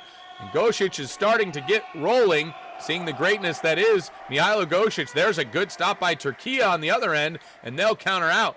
The question for me isn't whether or not Turkey has the talent to keep with Serbia. They've proved that in the first 6 minutes of play here. It's whether or not they have the depth and stamina to continue to do so for 4 straight quarters.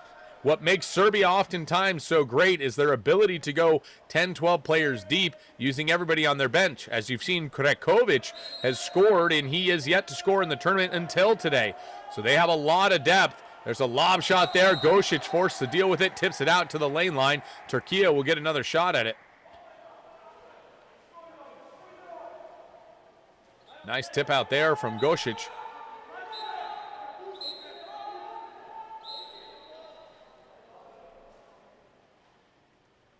This will be a corner throw for Turkey. Instadal set to take it. The lefty.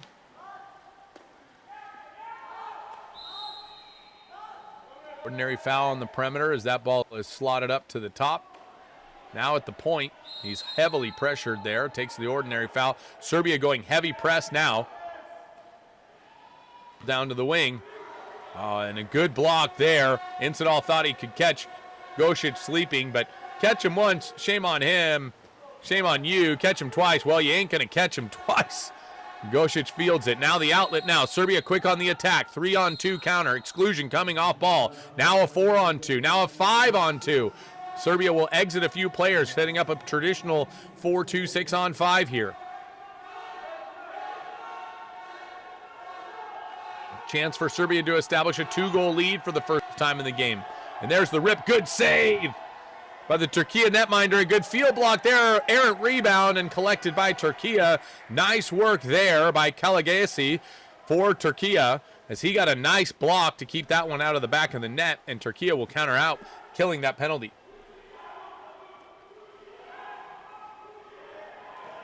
Entry pass, long ways away.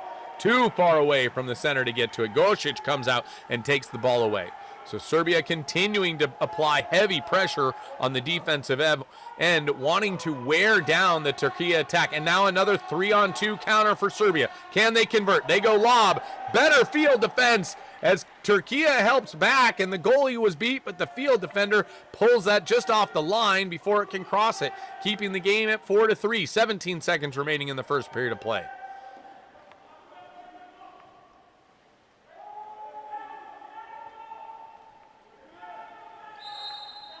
Ordinary foul, 6 seconds. Somebody going to have to go.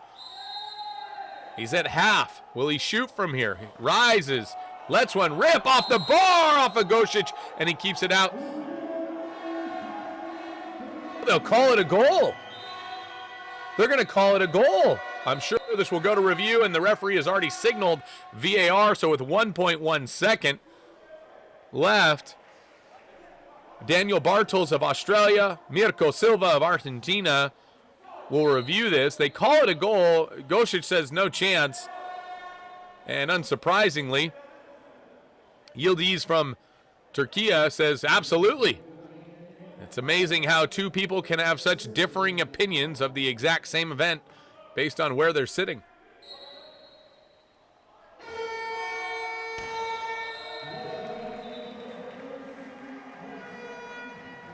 It's deemed a goal.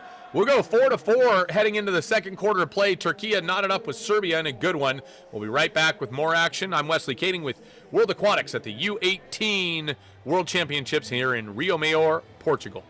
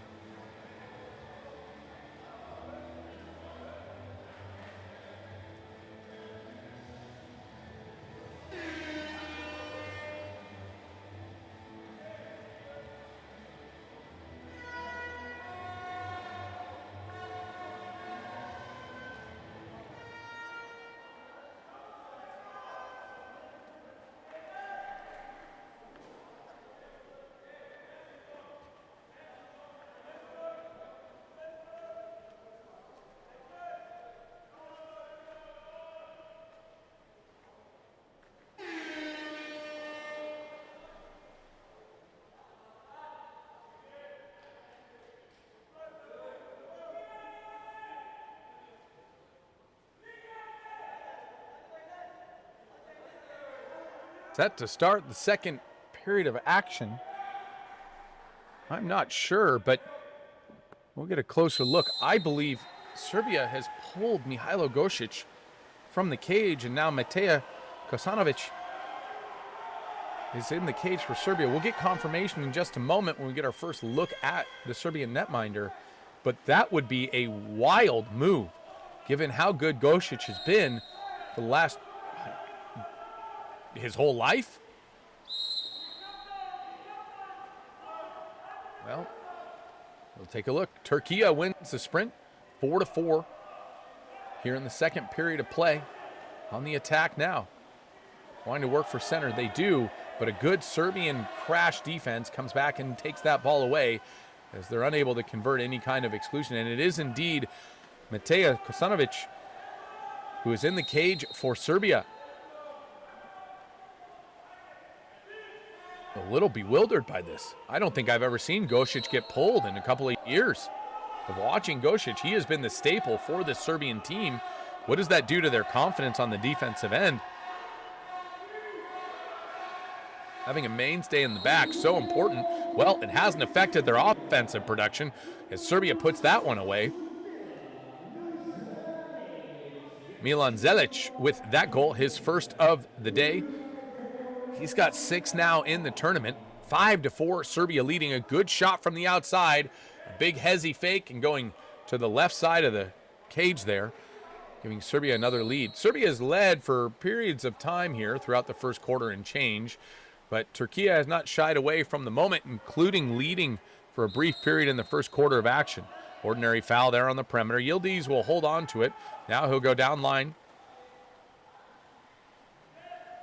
Conley, it looks like, with the ball down there. Back to Yildiz. He throws a long pass over, and Kosanovic making his presence felt immediately, using his long frame to come out, take that ball away.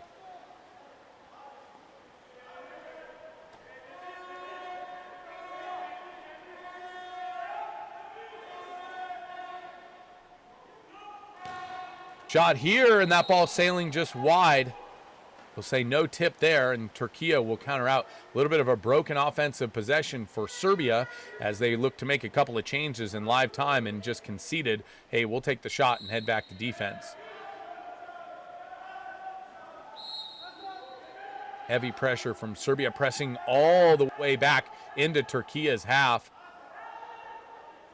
They'll step up here. Entry pass there, just long. If that pass had been on, it would have been surely a 5-meter. Because the pass wasn't there, we don't reward bad passes, and the referees make the right no call.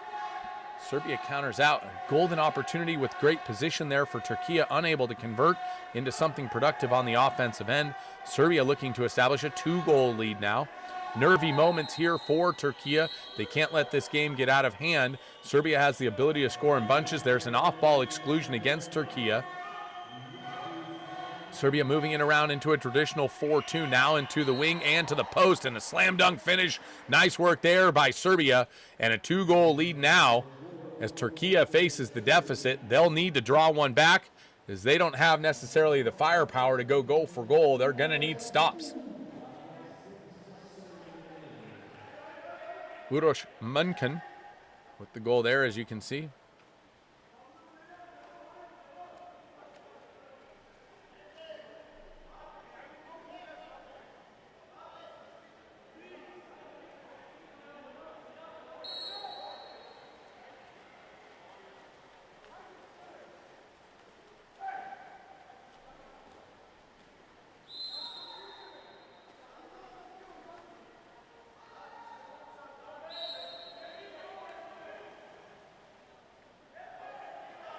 Turkey on the reset now, trailing by 2 goals. They've been tied ahead and behind by 1. Now trailing by 2 for the first time. Ball off the bar, long rebound. Turkey will get a fresh 18-second shot clock here. 5 minutes remaining in the first half of play.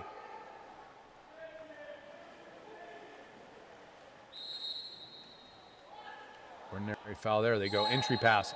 There, exclusion coming. Turkey earning an exclusion.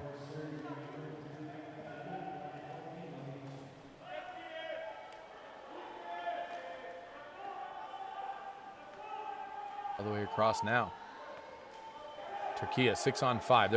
They're in a somewhat of a 3-3, a 4-2 converted, and the 4-5 post steps out. Catch, shoot, score at point blank range. A great conversion there for Turkey, drawing the deficit back to 1. Kosanovic will be forced to fish that one out, as Gosic had to in the whole first quarter. That's Ozkin with the goal, his first of the day. The big center man drawing the exclusion, getting the rock and putting it in the back of the net.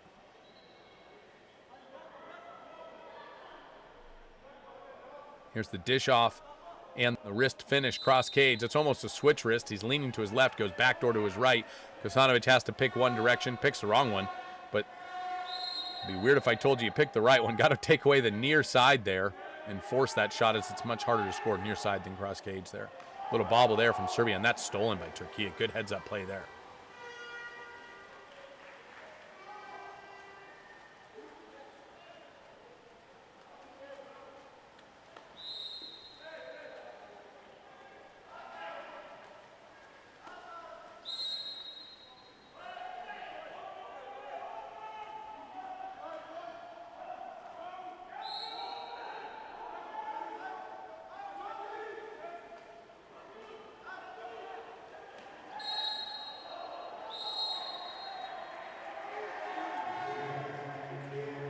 There's an exclusion again against Serbia. And a timeout for Turkey. So an opportunity here for Turkey to draw it back to level. 4:07 remaining in the second period of play. We'll see what they draw up right after this timeout.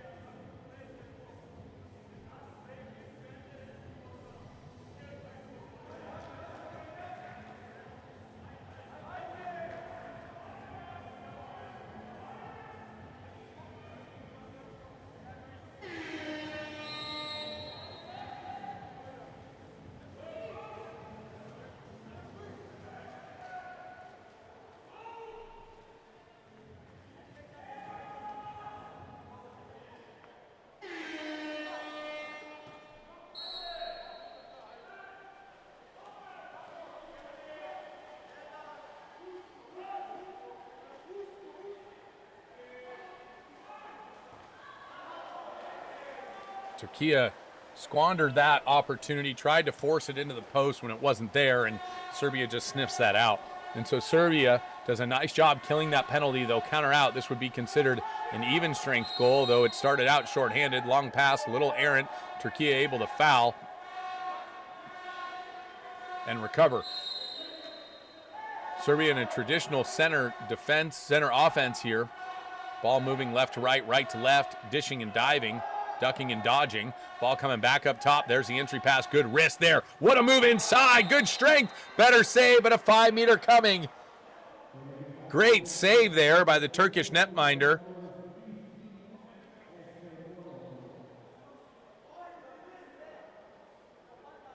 Now he'll face a 5-meter penalty.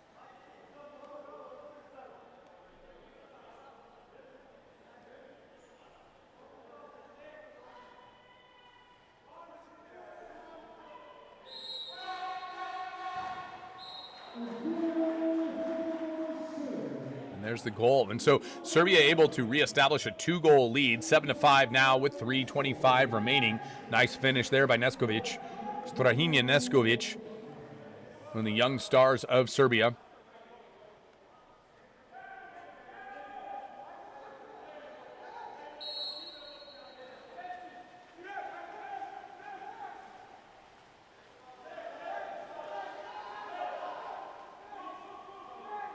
Serbia continuing with the heavy pressure. You can see they're pressing all the way back as far into Turkey's defensive half. And just daring Turkey to make the long entry pass. They do there. Ball flipped out now, and Turkey will have to retreat as Serbia does a nice job recovering from the drop. Exclusion coming off ball, working inside water. Now a 6-on-5 for Turkey. You feel like they have to have it. It's never too early to say this, especially against a team like Serbia, who operates a little bit like a boa constrictor. Once they get you in their grasp, they can kind of strangle and choke you out because their defense is so good, but not today. Turkey, another big goal there on the 6-on-5. So neither Kasanovic nor Gosic has had any luck stopping this Turkey attack. They've put up 6 goals here, and that's Yildiz, his second goal of the day. A tremendous effort thus far for him. But he'll need to keep this up. That's 6 goals for him in the tournament. Right-handed attacker playing the right side, which is usually more of a distributive passing side of things for right-handers, he has turned that into an attack. Look at the skip near side finish.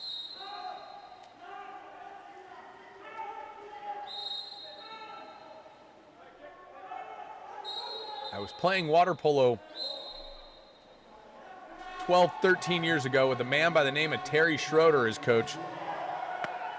There's a good stop by Turkey. Rebound to Serbia. We'll get back to the story in a second. And that ball bar in.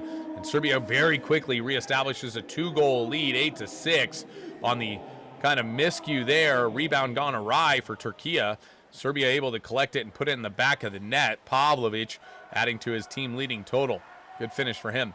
I was playing for Terry Schroeder in the United States, and I played that kind of up top position on the 6-on-5, and he used to say to me, the one place you can always go to is the skip near side, and much like Turkey was able to do on their previous 6-on-5 and scoring that in the skip high there was exactly what he was talking about. That is the one angle, the one spot from that angle that you're able to shoot at as a right-handed attacker. There just aren't many angles as a right-hander from that particular position.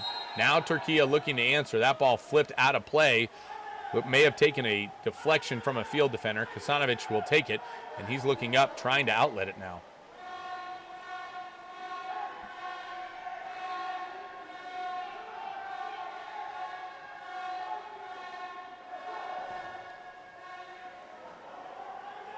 That went off the bar. It doesn't look like the Turkish netminder, Kaliagesi, got his hands out of water, but it didn't matter because it hit the bar and came right back to him. Serbia still leading by 2 goals, 1:55 remaining here in the first half of play.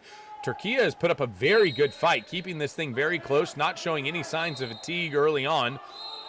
Exclusion coming. That's for over-aggressive after a foul like that. You can't continue to attack the player you've just fouled. But great steal there by Serbia as they jump the lane on the short-handed attack. They get a stop. That's a huge, huge stop for them late in the second period of play, stalling the Turkey offense in their attempt to bring this back within 1 goal here in the second quarter. Exclusion coming off ball on the drive. Serbia going to have another 6-on-5. A chance for Serbia to attempt a 3-goal lead for the first time today. There's a shot. Good field block there by Turkey as they stymie that attack. Turkey still not even. Their man who was excluded still not to the box. So they'll counter out with 5. Good shot there from Krekovic, excuse me.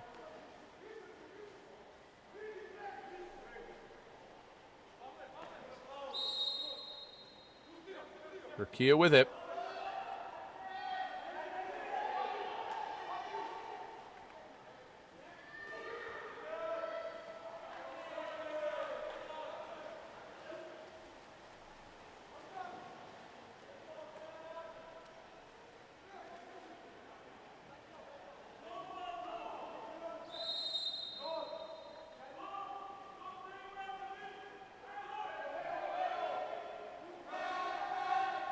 Serbia on the attack.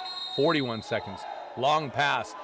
They'll deem that catchable, and it'll be a 5 meters for impeding. I don't know if Turkey plans to challenge this. I'm not sure that was a catchable ball, as it looked like that pass was meant for the wing, not necessarily the post. But it doesn't matter what I think. All that really matters is what those guys in green have to say, and a 5 meter is what they ruled. So that penalty will go against Yildiz. And now the lefty, Vojinovic, set to take it. Luka Vojinovic puts up his 3rd goal of the tournament. And now Serbia a 3-goal lead with 40 seconds remaining here in the second period of play. And as we talked about, a bit like a boa constrictor. You can hang with them for a little bit, but when they start to get a lead, their defense tightens up. They start to press harder and deeper into your zone, getting steals on the perimeter, and they just kind of choke your offense so that there's just no fuel getting to your engine, which is your center. The big Serbian, the length from this Serbian team and their depth has proven to be too much for Turkey to handle here in this first half, as Turkey trails by 3, 9-6 with 30 seconds remaining. We'll see if there's a different story here in the second half of action.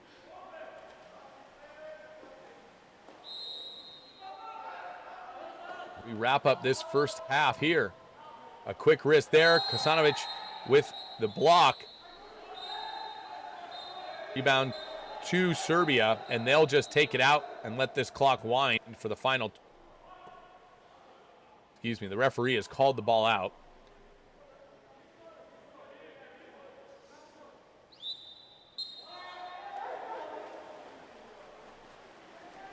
And Serbia will hold it. 20 seconds remaining.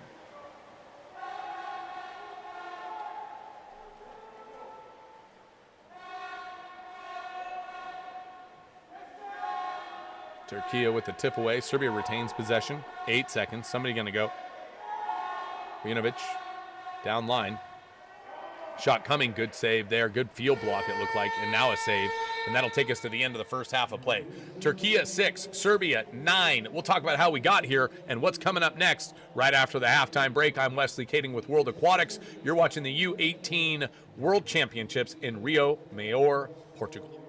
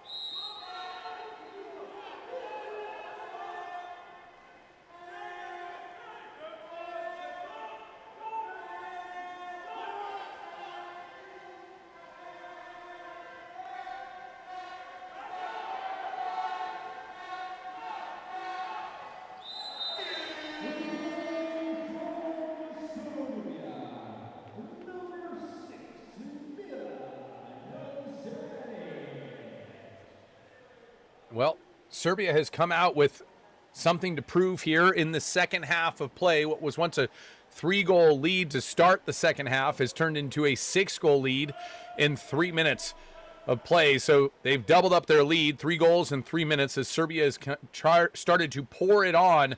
Turkey was able to hang with Serbia in the first half of play, but not so much doing now, as Serbia has asserted themselves at will and continued to score. Despite that first half being incredibly close, Mihailo Gosic was taken out of the game after the first quarter, something I've never seen done by this Serbian squad, either at the U20 or the U18 level. But the backup netminder, Kosanovic, has done a great job in coming in replacement, having only given up 2 goals in a quarter plus of play. And so now Turkey on a 6-on-5 opportunity. They're in the white caps going right to left on your screen in the second half. Serbia in the dark caps going left to right. Turkey working around, looking for the post. Nothing doing. Outside shot. That one sails wide. With 1 second remaining, he had to go. And Serbia will counter out. Kosanovic will collect.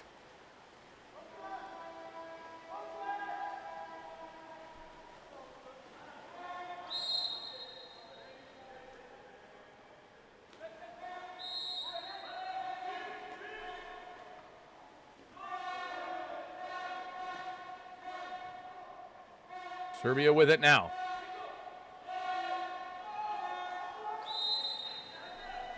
Shot there. That one sailing off the bar a little bit high. Not the shot I think they were looking for, but that's the shot they got.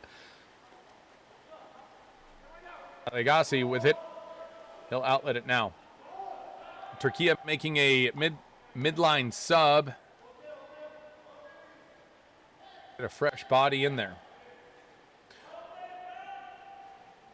Serbia, who finished 4th in Group A, now beating Turkey 12-6 with 3:45 remaining in third quarter of play, will likely take on Spain tomorrow in the crossover. The winner of this matchup will take on Spain in the quarterfinal round. Loser will head to the 9 through 12 classification. Aaron pass there. Good steal by Turkey, being in the right place at the right time. So much of this game is set up by where you position yourself and you anticipate the next move and then 2 moves ahead of yourself.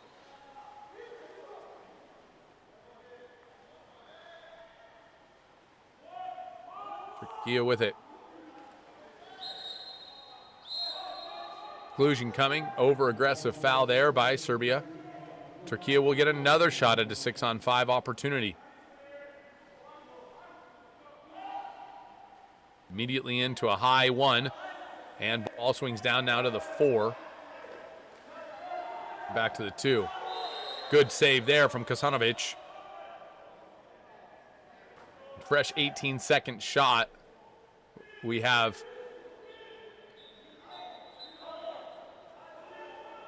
couple of seconds left on the exclusion. Live now. Now we're even. And we're back to front court 6-on-6. Front court 6-on-6, the lowest percentage opportunity is when you're shooting 6-on-6 in the game. Kosanovic collects there on the turnover.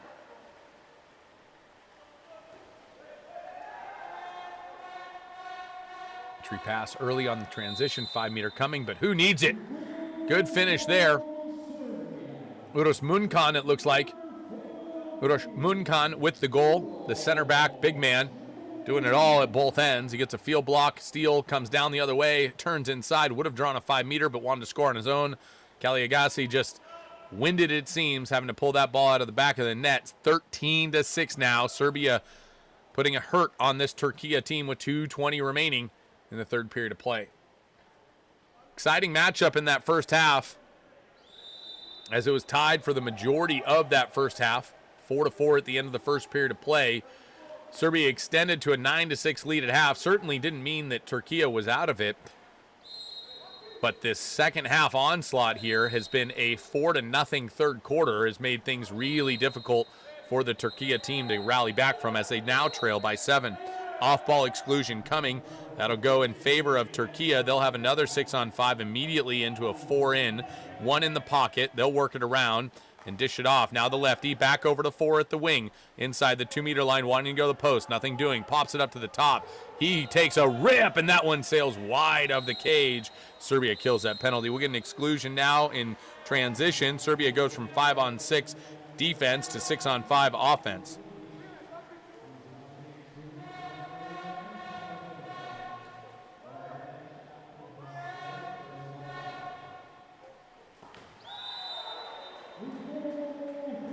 There it is. 14 goals now for Serbia. This has turned into a rout. Uroš Munkan again. Another goal going back-to-back. Good step out there from the post.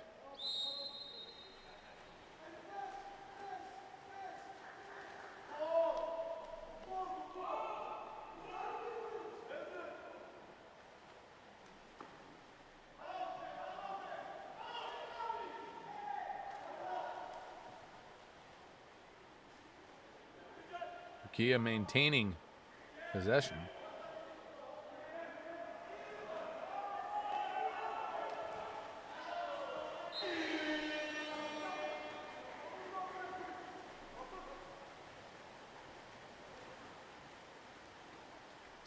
Serbia getting the stop.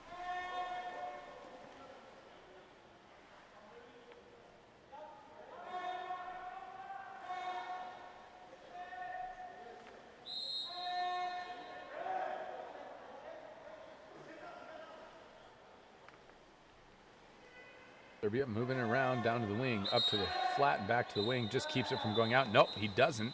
That ball sails out of play.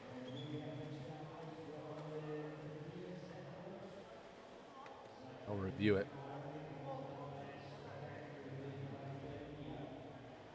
Challenge from Turkey.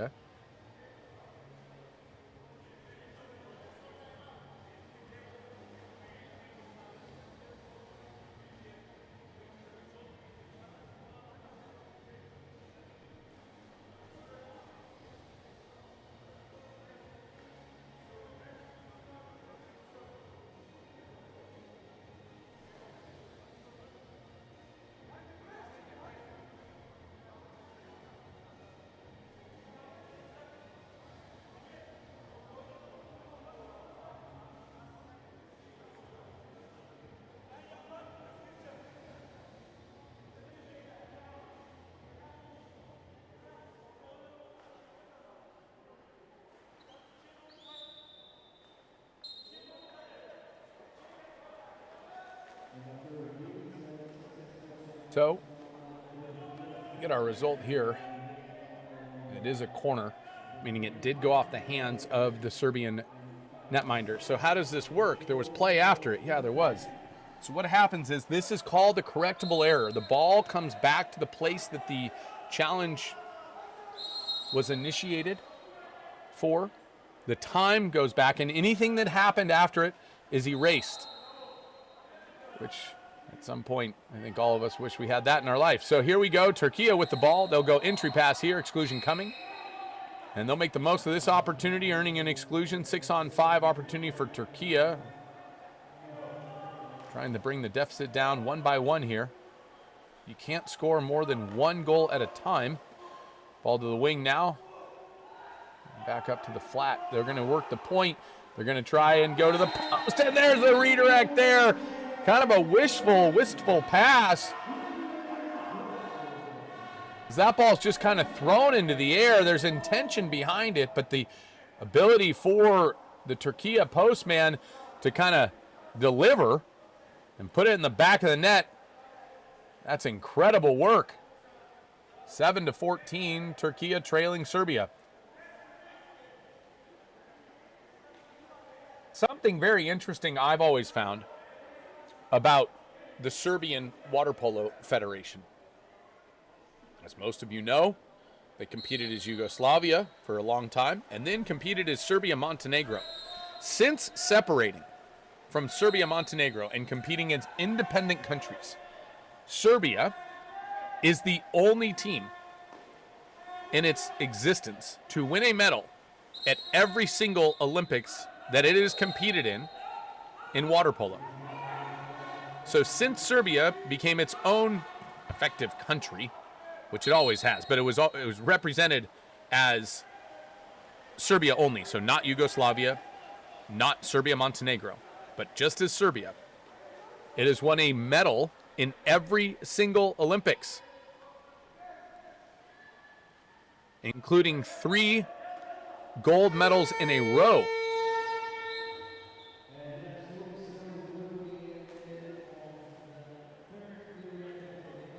Timeout here. Excuse me. That'll take us to the end of the third period of play. Serbia 14, Turkey 7.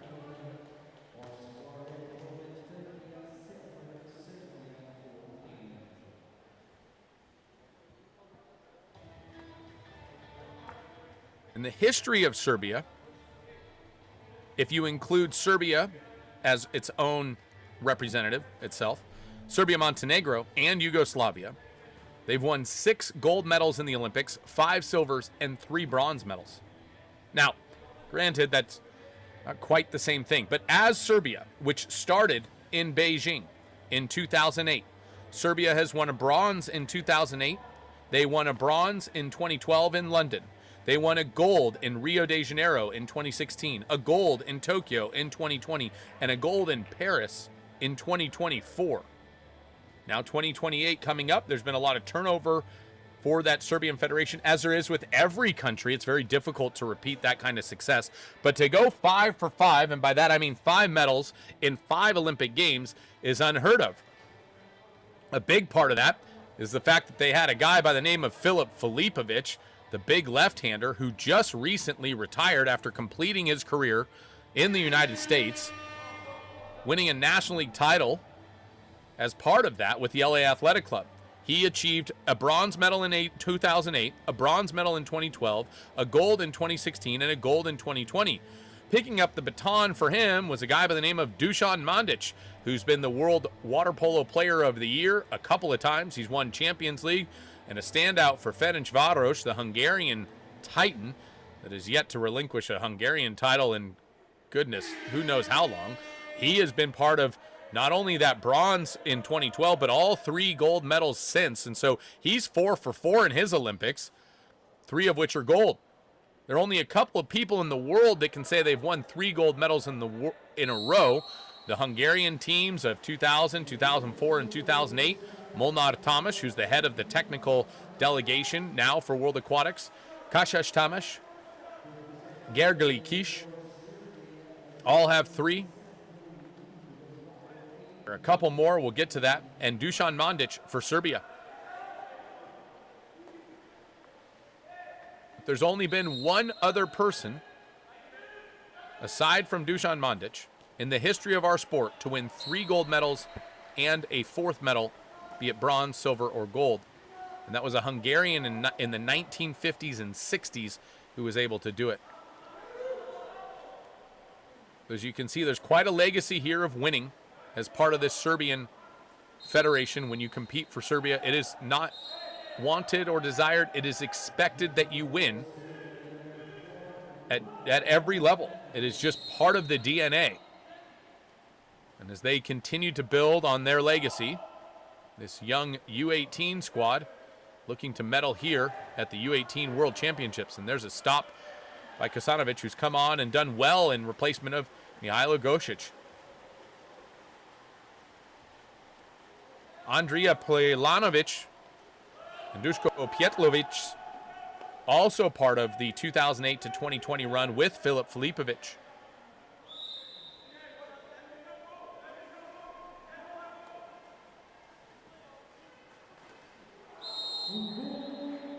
There's a goal for Serbia.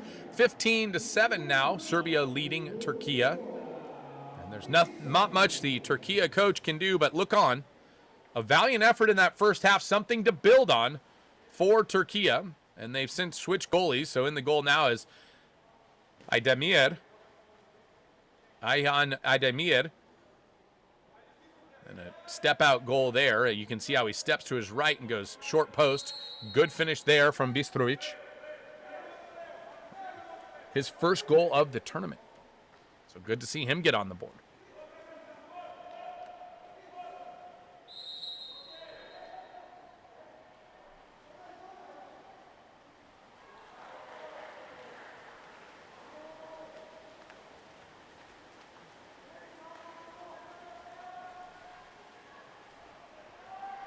Under attack here by Serbia. High percentage. And there's the goal. 16-7 now. We'll go back to some more history here about Serbia. Competing as Yugoslavia from 1973 to 1991. They won a bronze in Perth and a silver in Fukuoka, 98 and 2001. As Serbia-Montenegro in 2003. These are world championships, excuse me. I'll go back further.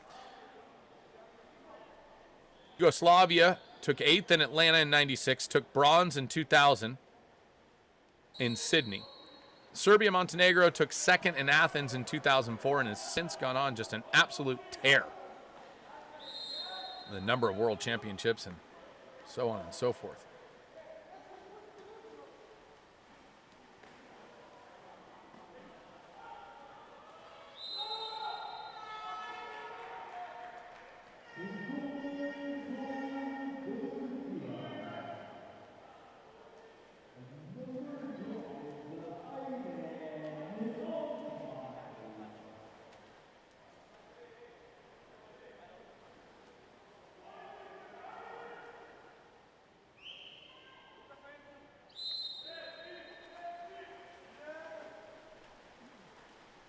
I'm curious, at the 1984 Olympics, Summer Olympics, that was held in Los Angeles.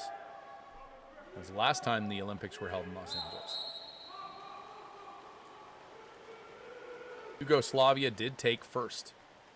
And so as the Olympics return to Los Angeles in 2028, 2 short years from now, it's incredible how fast these 4-year cycles go, Serbia will have the unique opportunity to win a 4th gold medal in a row. Yet to be seen. In 84, the United States finished 2nd, winning a silver. It's a nice goal there. Good finish there, off-ball exclusion, getting the ball quick, and they find Sarak very quickly, and the winger left-hander is able to put the ball in the back of the net. Cuts the deficit 16-9 with 5:24 remaining. It's been a fairly clean game. Nobody's been rolled. No 3 exclusions for anybody. It's a great shot by Sarak.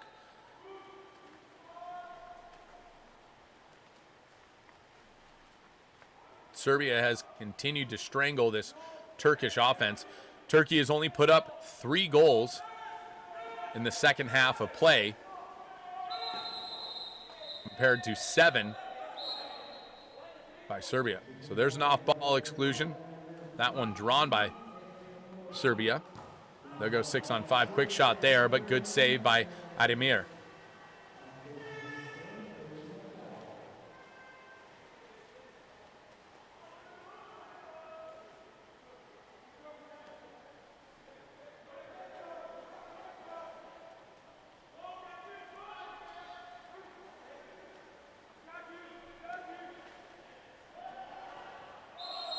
Shot there, and we'll get a 5-meter for inside position. Nice work there. The Turkish Water Polo League officially started in 1942, and they've grown into a fairly competitive European nation. They did well at World Cup qualifiers in Division II. First matches in Turkey took place in 1931. The league launched in the 1950s, but more modern swimming centers opened up in about the late 60s, early 70s. Now, what really inspired the growth of Turkish water polo, and this won't surprise anybody who follows the history of water polo, it was when the Hungarian Zoltán Gulyás came to Turkey and shifted the focus, took a more serious approach, if you will. Brought a level of professionalism, taking it from an amateur, enjoyable afternoon game to training professional Olympic athletes. It changed the way that they viewed the sport, changed the way that they trained. since then, Turkey has continued to grow their sport. March of 2023, just recently, they made it to the semifinals of the LEN Challenger Cup, which is a new division of LEN, European Aquatics. They're now sending young players to United States for school. Efe Naipoglu playing for the University of Southern California. Here's a 5-meter coming for Serbia. Apic set to take it. Trying to get his second goal of the day.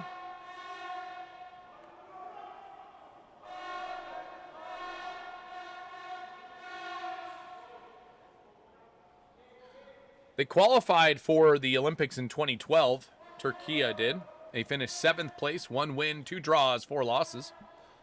Their only qualification, but just qualifying given their region is incredibly difficult. Hopic misses that one. Good save there.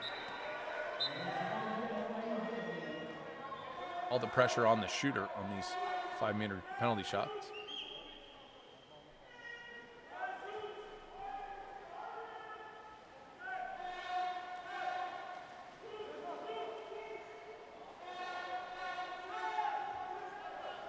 Serbia moving the ball around now.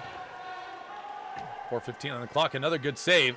That ball gathered by the Turkish netminder, and they'll counter out. Nice work there by Ademir, who got a 5-meter stop and then another block there. Really nice job. Goes off the bar, and he corrals it. And they're off and away they go. Serbia still continuing to press. We talked about this boa constrictor analogy. You can see the high pressure. The center is being fronted. They're trying to work inside to him. And even when they get the ball there, Serbia is there to crash back and take it away. And that is not fun. I've experienced this firsthand. I can assure you it's not something you enjoy until after the moment to say, hey, I learned something here. We can always learn more from our failures and our losses than we can from our wins. And that is the hope certainly for this Turkey team to take something from this and continue to build on it, as they've had a very good showing here at the U18 World Championships in Rio Maior, Portugal. Entry pass here, step out, exclusion coming, and Serbia will get another 6-on-5 with 3:19 remaining here in the 4th period of play. And there's a quick goal as Serbia goes quick.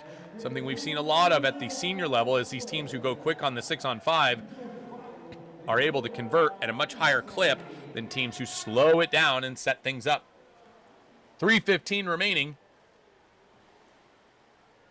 Serbia with a commanding lead now. A nice finish there. Bistrovic gets his second goal of the game. 17-10, Serbia over Turkey.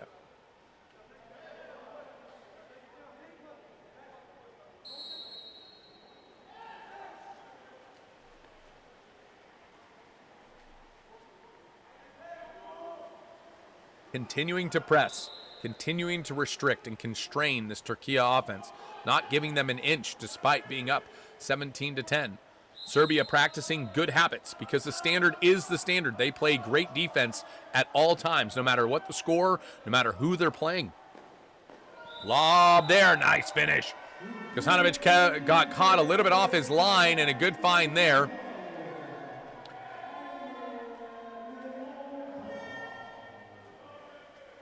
Looks like Altay again with the goal. My goodness, I believe that's 5 for him today. Look at the lob. Altay doing all the work. Great touch there. As we like to say, a deft touch. 5 goals for Altay. He leads all scorers, where Serbia much more distributed. Nešković 3, Bistrovic 2, Zelic 2.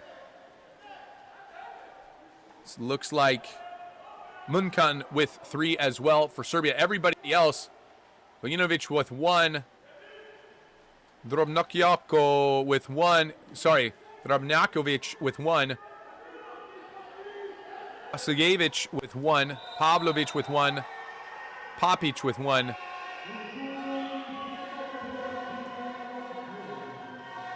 Georgievich with 1 as well, and Krakovic with 1. A goal there. That'll go to Balkany. Balkany with his first goal of the game, 17-12, 2:14 remaining. Good for him. They don't go to him, and he says, well, that's a bad choice, and he makes them pay.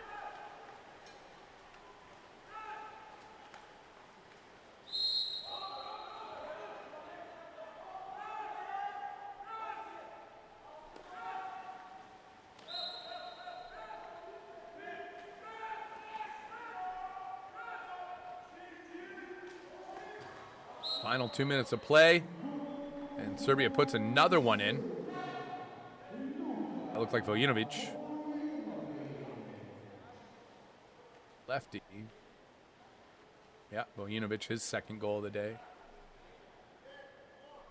So important. You see every major team, every competitive team, I should say, who finishes in the top half of their groups, who does a really nice job kind of maintaining a very high standard. All of them have big lefties. Dusan Mandic, Filip Filipovic come to mind for Serbia. Gergo Zelanki, Marton Vamos, Akos Noj for Hungary. And during the Hungarian run, Norbert Madarash, Tibor Benedict, Gergely Kish. Great lefties. Not good lefties, great lefties. For Croatia, they had Maro Jokovic as part of their gold medal run, which was tremendous for them back in 2012. Where teams tend to falter if they don't have a lefty is it makes them a little bit more one-dimensional. And when you're playing at a level that the Olympics requires, great save there. That's an unbelievable save by Ademir. Exclusion coming now. A 6-on-5 opportunity. And that ball sailing out of play, an errant pass there, and Serbia will turn it over. Turkey with 2 possessions left in the game. Demir has a 5-meter block and a great save on that last one. A highlight reel for him.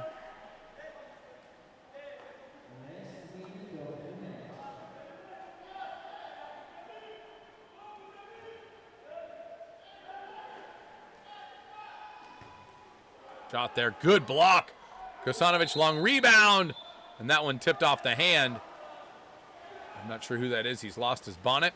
Kosanovic will take it out. 47 seconds remaining here in the fourth quarter of play. Up next, our final knockout round matchup.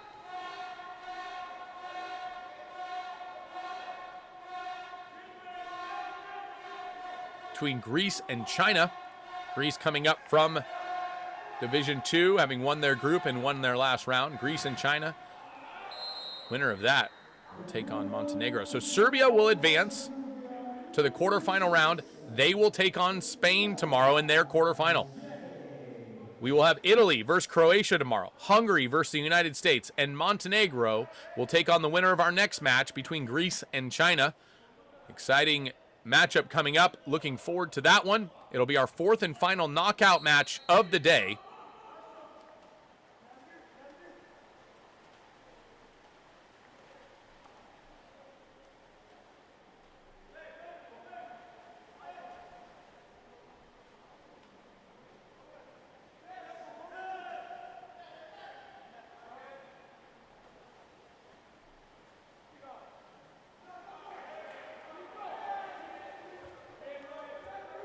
Serbia will kill that 3-2-1.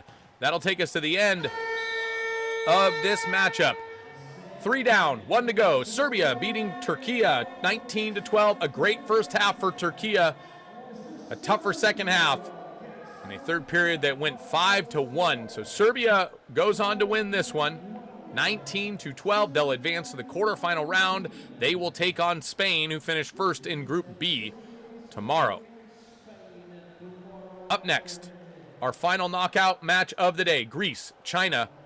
We'll be right back with that action right after this. I'm Wesley Kading. Thank you for joining us for this edition of the U18 World Championships here, hosted by World Aquatics in Rio Maior, Portugal.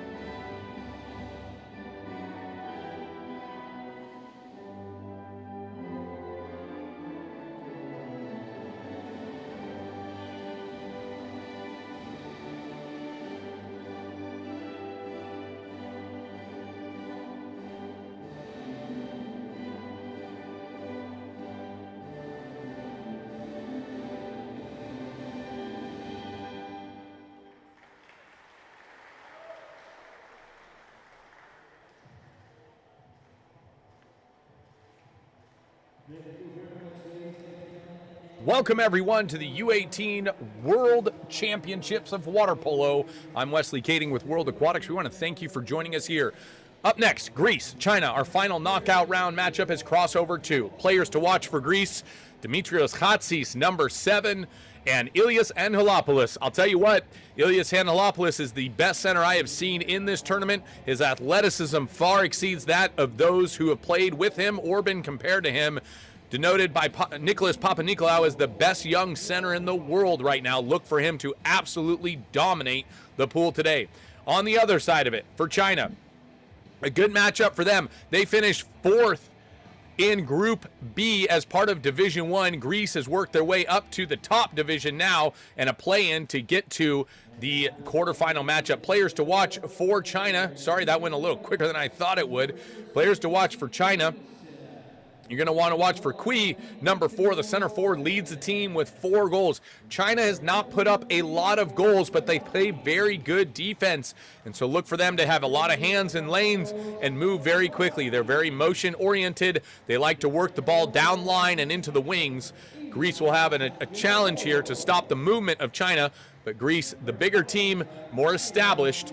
We'll see how they come out to play. We'll get you starters here in a moment as things are about to start with the opening sprint. Once again, we want to thank you for joining us here at the U18 Water Polo World Championships in Rio Maior, Portugal, 2026. I'm Wesley Kading. We're about to get underway with our final knockout match of the day. Greece, China, right after this.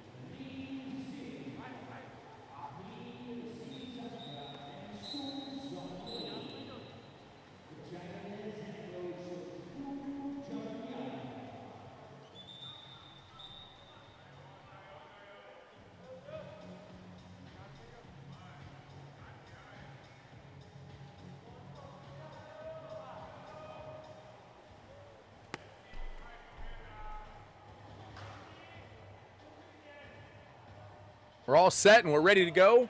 Thank you for joining us again. I'm Wesley Kading with World Aquatics. It's the final match of the knockout round. Crossover 2. Winner goes on to the quarterfinals. Will take on Montenegro, who finished 1st in Group A, defeating Hungary, Serbia, and Croatia. A group of death, they called it. In Group B, Spain won that group. USA finished 2nd. Italy finished 3rd, China finishing 4th. So Greece working their way into quarterfinal play after starting the tournament at Division 2. Dimitrios Chatsis on the sprint. We're off and away we go. Chatsis wins the sprint, and Greece will take first possession. Angelopoulos with 18 goals on the tournament, the center. You'll see him work inside early and often. He's already down there. China into a deep zone. They've got 4 players on the bottom line. Bit of a brescia, but there's an inside move. Nice work there. That looks like Matsias. A quick inside move from the wing. Excuse me, that's Lampatos. Evangelos Lampatos with the goal there. His 5th goal of the tournament, and Greece scores in under 21 seconds. A near side pinch, just beating the netminder Mao to the short post. 1-0 Greece early.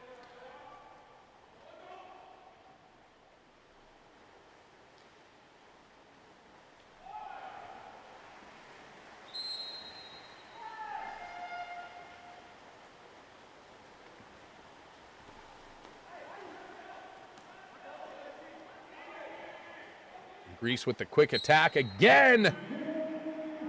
Okay, well, if some is good, more is better. That's 2 goals for Lampatos and 2 shots in under,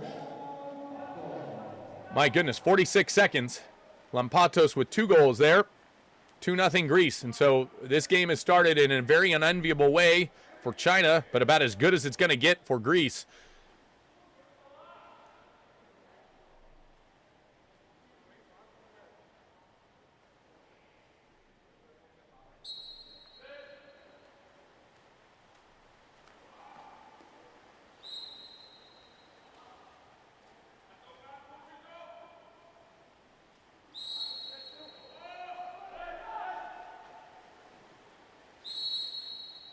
High pressure here from Greece. You'll watch a lot of the high pressure. They're going to push China as far back as they can, force these shots from way outside. You can see the center of China is all the way at 5 meters.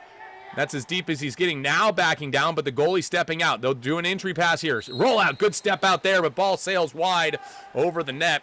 And Greece untested there, so no save there from the Greek netminder, Berdes, who was very good yesterday. Greece not really been challenged here in this tournament, winning most games by quite the margin. They've scored 20-plus goals in every single game. They're on pace to do just that here again today. Good save there, though, by Mao as he gets the block. The ball falls harmlessly to his teammate, and he collects. China countering out, getting their first stop of the game.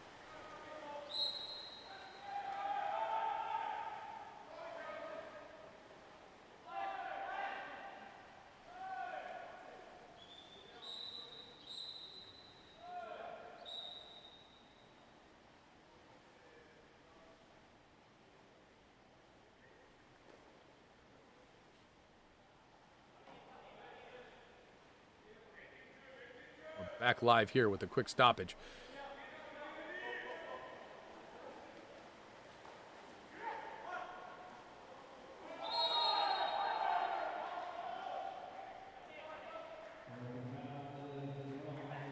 There's a 5-meter. Good turn inside. 5-meter coming for China. Liu draws the 5-meter, but he'll pass it off to his teammate. That's Kui. The leading goal scorer for China with 4 goals in the tournament thus far, looking to add to that total and cut the deficit to 1 with 6:19 remaining.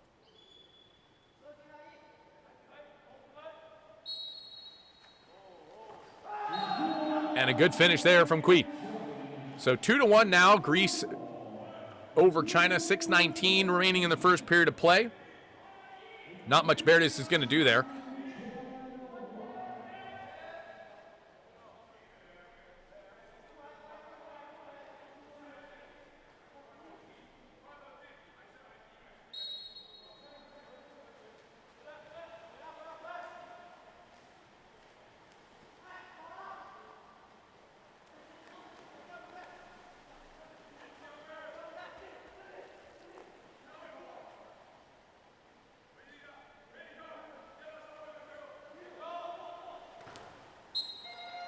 Another goal there from Greece. What a finish. Through a lot of traffic there, Greece finds the back of the net. Excuse me, that's he in the goal. And that's Motsias with the goal. So he in the goal for China. Motsias with the goal there from the outside.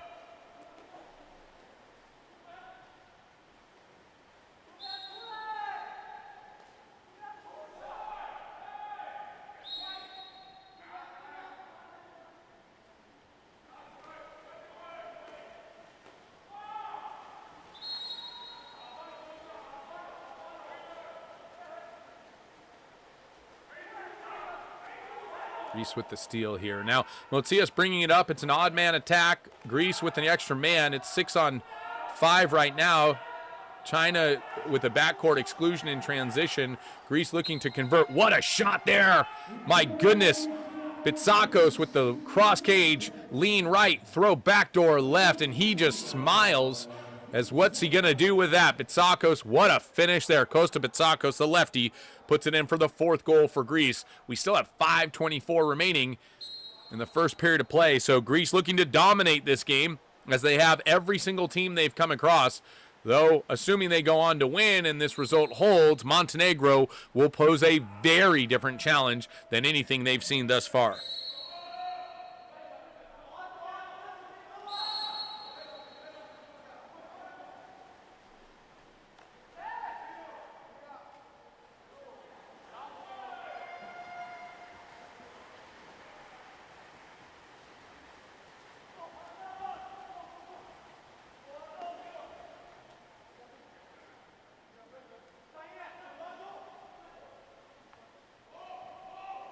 He's on the attack, and though they're not on 6-on-5, you can see how much attention Angelopoulos draws in the middle there. China in a very deep drop, and that opens up the shot from 4 meters, but it just sails off of a wave and sails way over the cage, and so for China, collects it. He'll go outlet quick. China trying to move quick up and down the pool. They have a little bit of an advantage, a 4-on-3 now on the attack, and that ball stolen as they leave the man in the center, and Greece comes away with it. A high-risk, high-reward play, and Greece is rewarded for the double team on the wing there.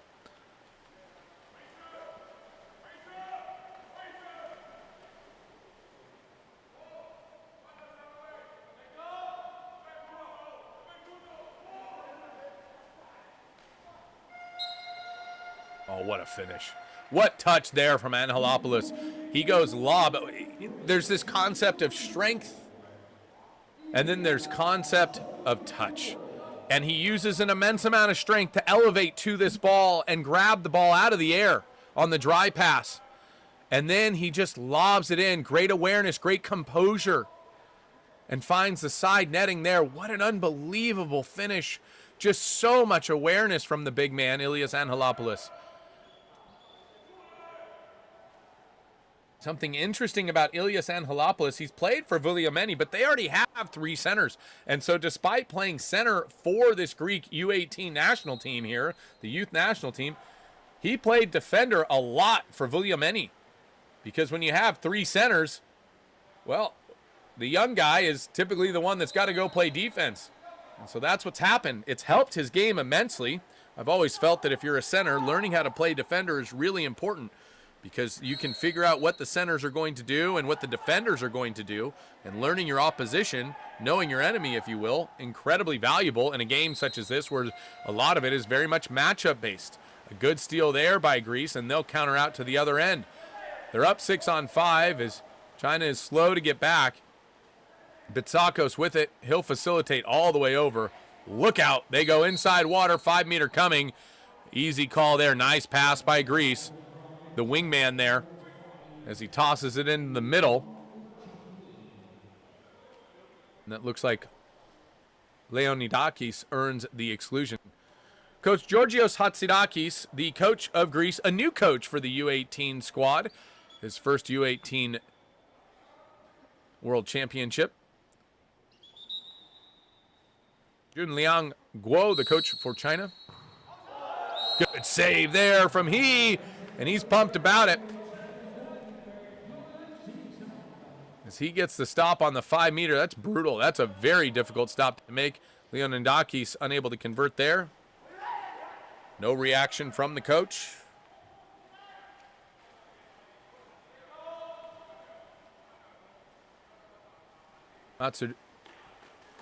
Mansouridis, the new lefty in, and that goal scored by Levantis, it looks like, or Zouzounis. There are 3 lefties on this Greek team: Zouzounis, Matsouridis, and Bitsakos. They are all very good. Bitsakos more of the kind of standout. He can pass and score, but Zouzounis and Mansouridis, both very good as well in their own right. Having 3 lefties, and as we talked about in the last game, having good lefties is a huge benefit. Just from an angle perspective, the ability to make that pass, their chest is open to the rest of the pool, throwing to the strong arm of the right-handed attackers across the pool from you. If you're right-handed, your back is typically towards the other side of the pool. It's very hard to make that pass because you've got to come across your body and expose the ball. And shooting is also difficult. You don't have quite the same angles.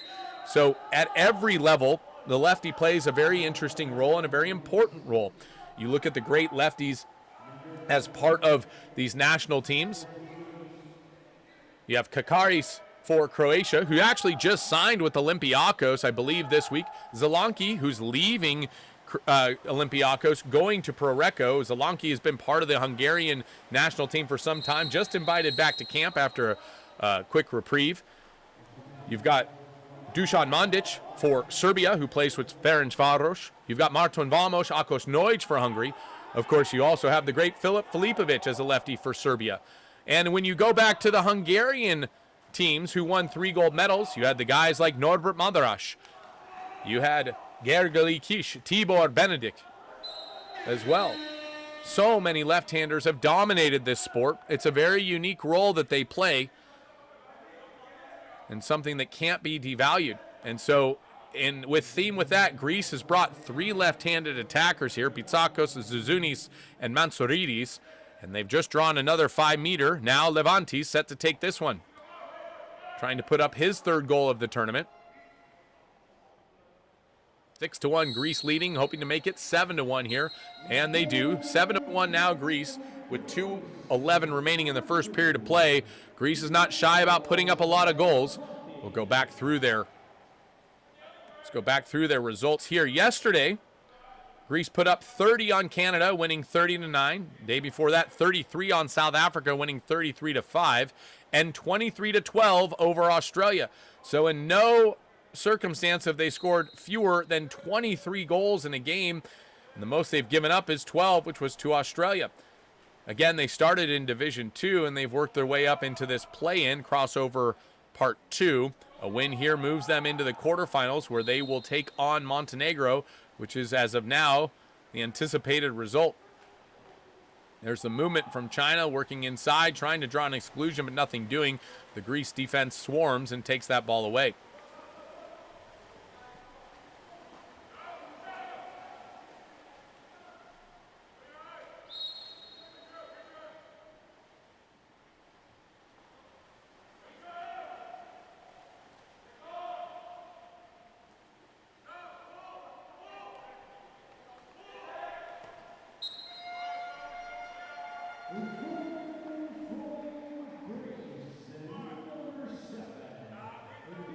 Dimitrios Chatsis gets his first goal of the day. I am confident it won't be the last.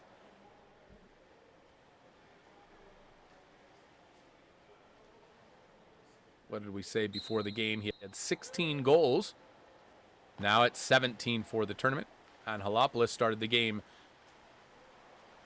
with 18 goals. Now he's at 19. One today as well. So Greece continuing to pour it on.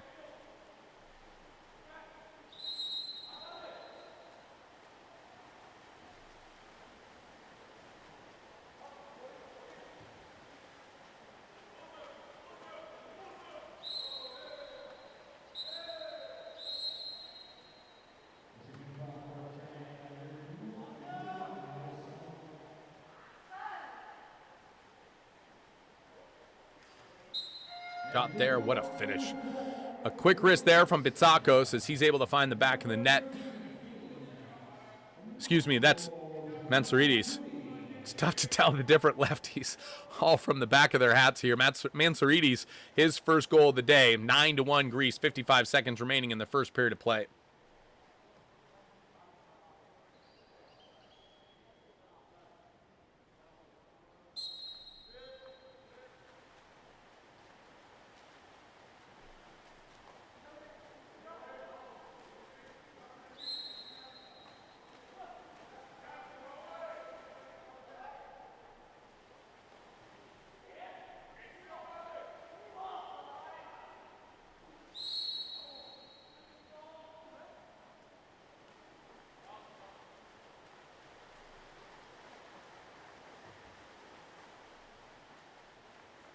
Stopped there by Greece. So 30 seconds remaining here in the first period play. It's been all Greece all the time, 9-1 currently.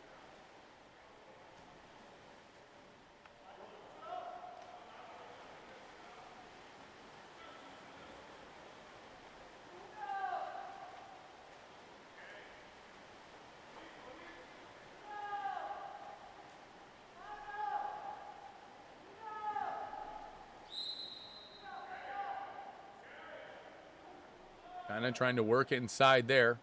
And that'll take us to the end of the first quarter of action. Greece 9, China 1. Greece on their way to a quarterfinal berth against Montenegro tomorrow. We got 3 quarters of action left. I'm Wesley Kading with World Aquatics. Thank you for watching the U18 World Championships here in Rio Maior, Portugal.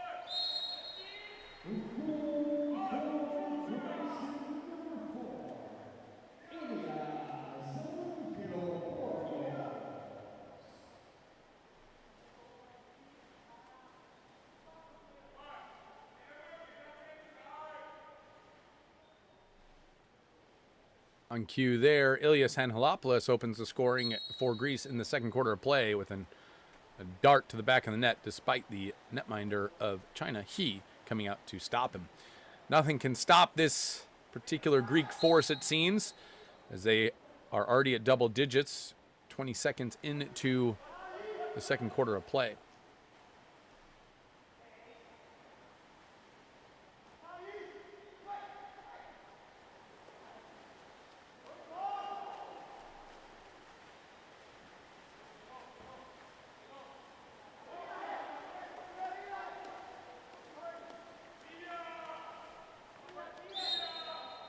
Greece on the counterattack now. Nothing doing.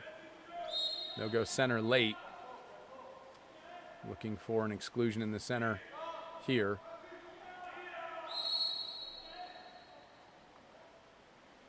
Oh, there we go. Yeah. Greece just rising up and throwing darts at the back of the net. Chatsis, no surprise there. Dimitrios Chatsis trying to keep pace with his countrymen. His second goal of the day, 11-1 now. Greece, they are scoring at will with 6:59 remaining here in the second period of play.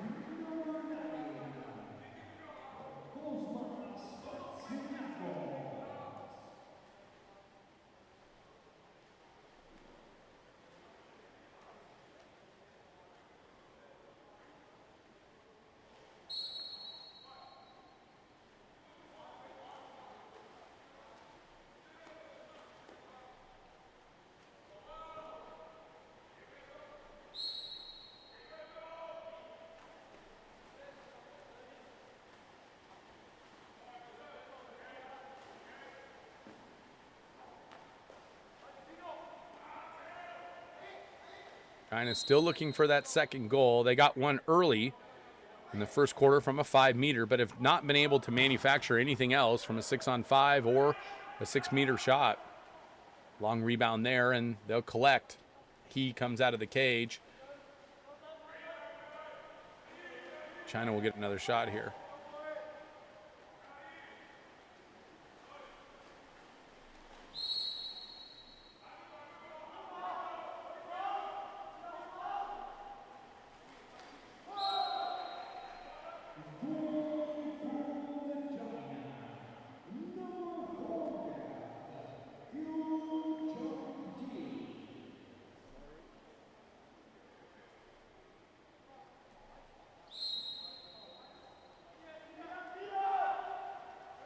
And there's China's second goal, able to convert there. 12-2 now. A nice finish. Just gets up off the foul and puts everything he's got behind it. Able to sneak it past Verdes for the second goal of the day for China.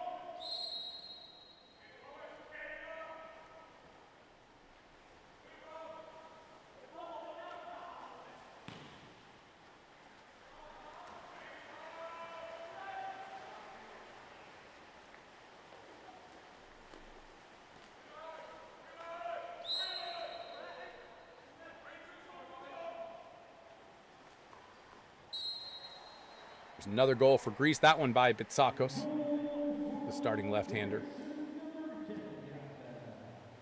We'll give him his second goal of the day. 5:09 remaining. 14-2 Greece over China. Greece just sailing with this one.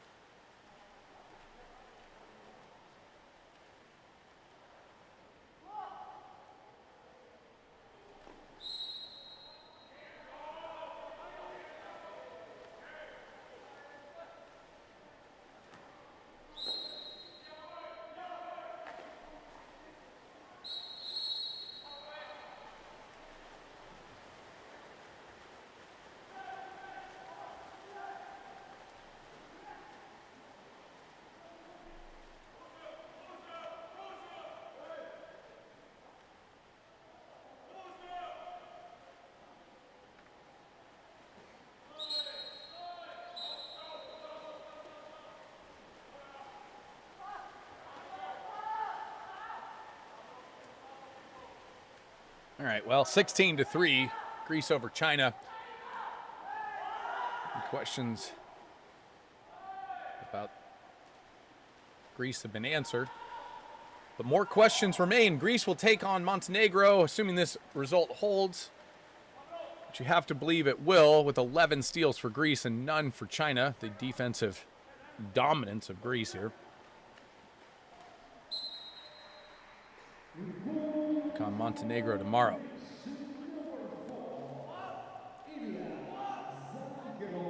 Let's learn a little bit more about the national team. 1927, Ethniki was founded. A1 Ethniki was founded by the Hellenic Swimming Federation. For those of you who don't know, Hellenic is the term they use for describing the type of alphabet you see. The Serbians and Russians have Cyrillic, and the Germans and Romance languages have Latin. The Greeks have the Hellenic. So starting in 1927, clubs in Piraeus like Olympiakos and Ethnikos dominated the sport. Ethnikos won 18 straight championships. Now, their men's national team did quite well in the 20s through the 70s, competed in major tournaments, including the 1972 Munich Olympics, but mostly played a developmental role until they caught up to the European masters, such as Hungary, Yugoslavia, USSR, these types of countries. But Greece won its first major global medal at World Championships in 2005, the bronze in Montreal, after a buzzer-beater shot. And in 2020... they took home the silver medal, only losing only to Serbia, the great Serbian teams, headlined by Dusan Mandic and Filip Filipovic and Andrija Prelanovic in 2020 at Tokyo. Now, they did also take home bronze in 2026 as part of the European Water Polo Championship.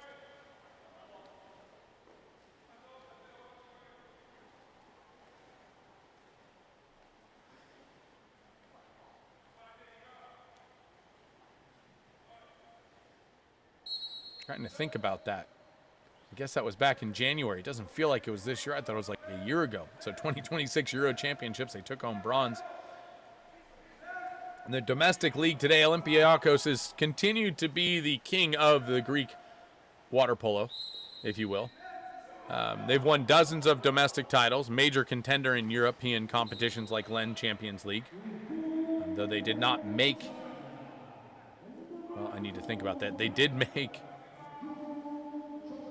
Champions League 2 years ago. Look at the history here.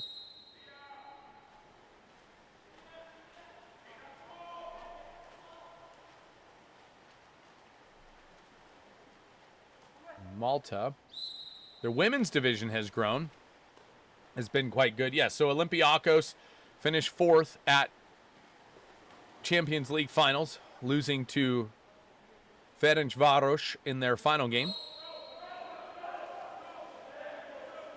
A1 Ethniki, featuring both men's and women's league. One of the hardest, most tactical leagues in the world. Again, their women's team has also been on the rise. 19-4 now, Greece over China. Not quite to halftime. And Halopoulos with yet another one. All in a day's work. The Greek women's team beat Hungary in the gold medal final of World Aquatics Championships in 2025 in Singapore. And so they continue to rise.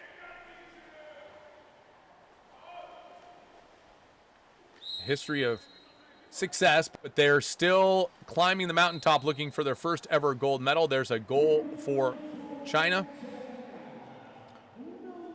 by Jiayi Wang, his first goal of the day. Chengyi Kui has 3 goals for China. Xiaohong Cheng has 1. 57 seconds remaining here in the second period of play. 19-5 now, Greece leading.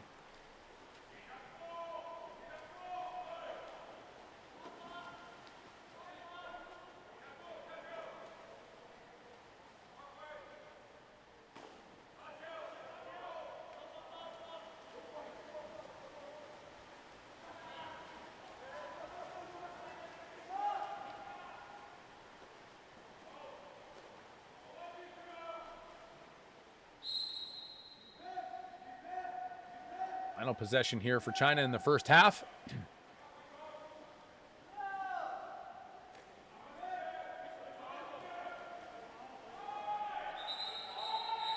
Exclusion coming, a late call there. China will have a 6-on-5, 16 seconds remaining in the first half of play. And Saridis.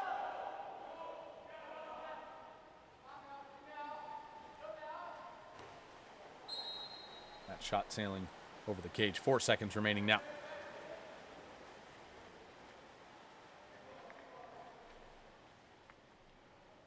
Will take us to the end of the first half of play. Greece 19, China 5. We'll take a 5-minute break. We'll be right back. I'm Wesley Kading with World Aquatics. Don't go anywhere. Our final half of action in this knockout round. Greece, China, right after this.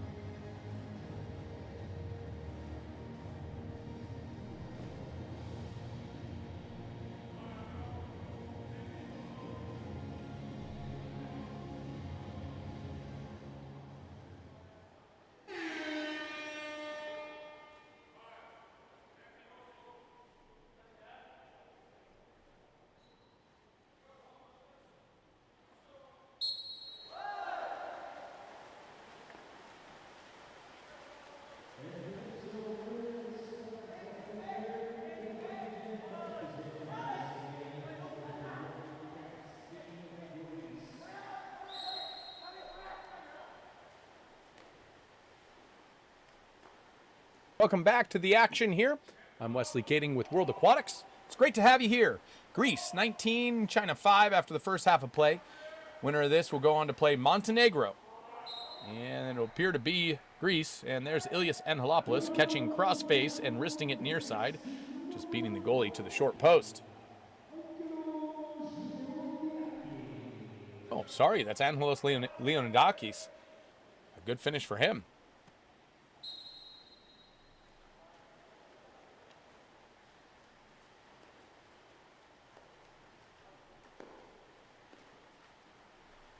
China started in Division 1. In Group B, they played Spain, Italy, and U.S., going 0 for 3. This to stay in Division 1. Unfortunately, it looks like they'll be dropped down to Division 2 in the 9 through 12 classification.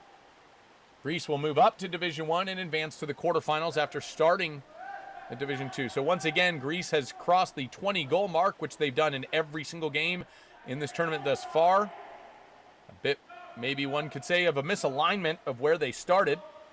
Greece known to be a very good squad. I don't think anybody anticipated they would be this good, though, as they have dominated every team in every position. Now, that's going to be a 5-meter call. I wonder if China will challenge this. There was a defender between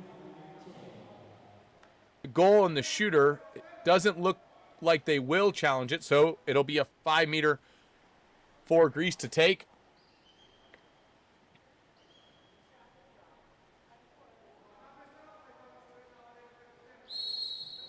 Dimitrios Chatsis to take it, and he puts it back in the net.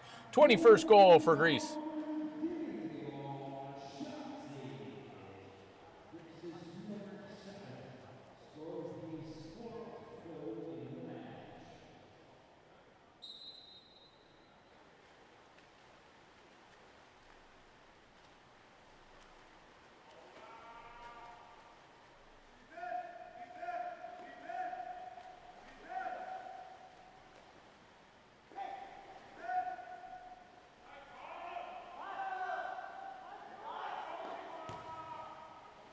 Good save there.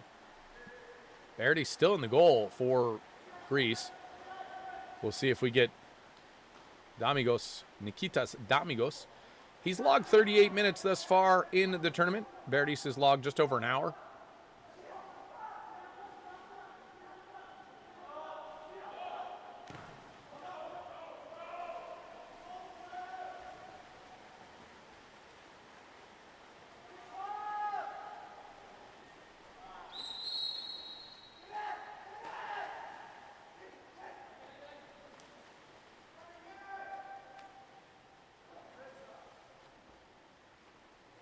Let's take a look here.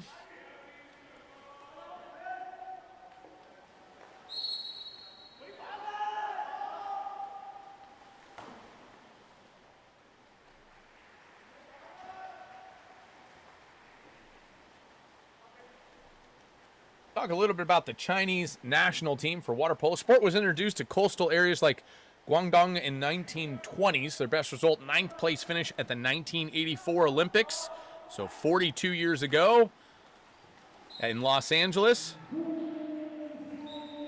Men's team has historically been a competitive force in the Asian Games, frequently medaling, but oftentimes trailing behind the dominant Japanese and Kazakhstani teams. We've seen Kazakhstan at a number of tournaments. The U20 World Championships, was very impressed with their performance there, and World Cup Division 2 in Malta earlier this year.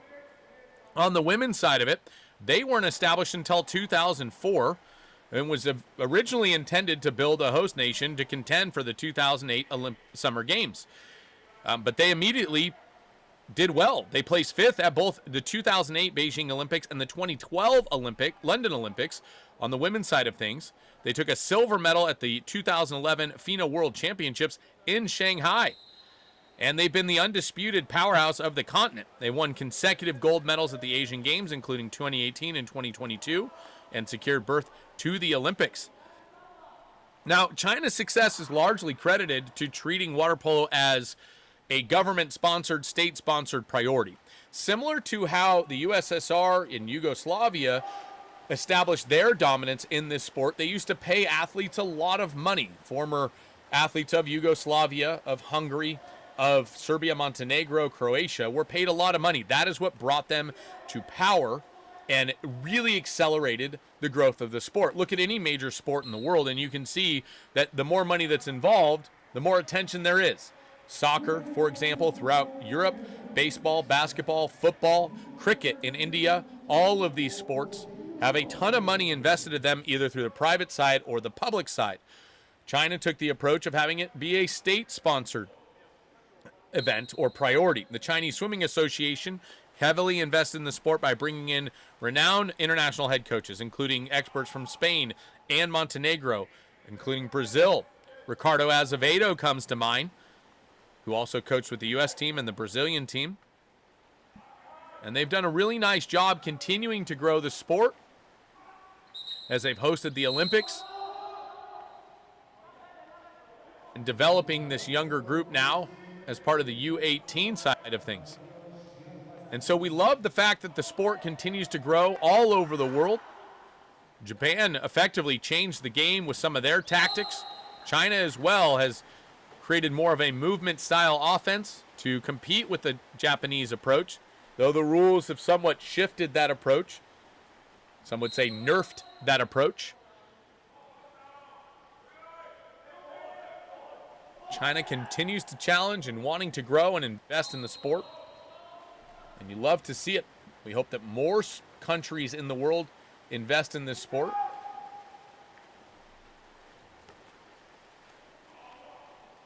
So we did have something like 22 nations represented at World Cup qualifiers in Division 2 and another 8, I believe, in Division 1 for 30 total nations. At U16 coming up, take a look here. The U16 World Championship set to take place in Zagreb, Croatia. We'll have 60 teams overall, 24 women and 36 men. That is outstanding. That is something that really makes me excited about the future of our sport, is it's growing at the youth levels across the world. To have 36 teams represented at the U16 World Championships is truly tremendous. And hopefully that translates into larger tournaments for U18, U20, and of course at the senior level, an expansion of the Olympic Games, adding more teams as the women's sport and men's sport both continue to grow around the world. 24-5 now, Greece leading China. 3 minutes remaining in the third quarter of play. Greece pouring it on. They're on pace to score just under 40 goals. We'll see if they reach that mark.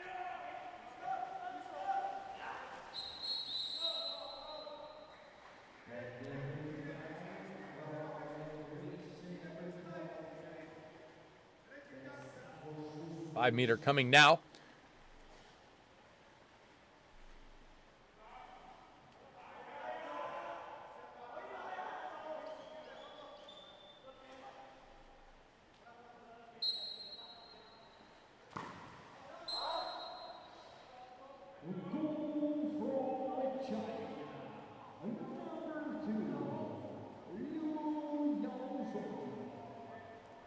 There's a goal there. Yao Zhong Liu, the captain of the team, his first goal of the day, giving China their sixth goal.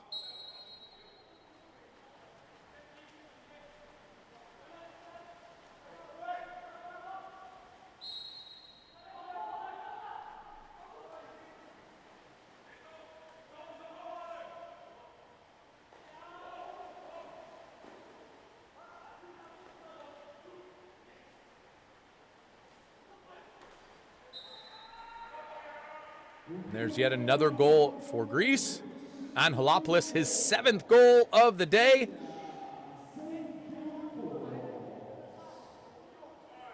More than likely, assuredly, the top goal scorer in the tournament, in large part due to the fact that this Greece team has been dominating teams for the last 4 games.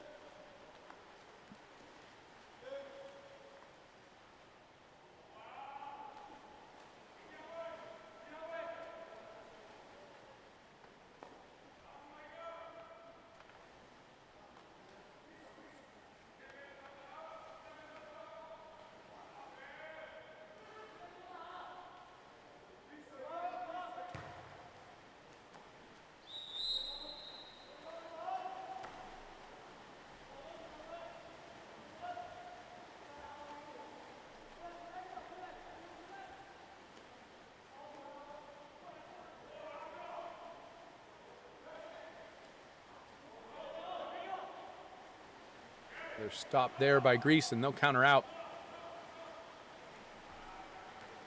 Excuse me, another stop there by China, and they'll counter out.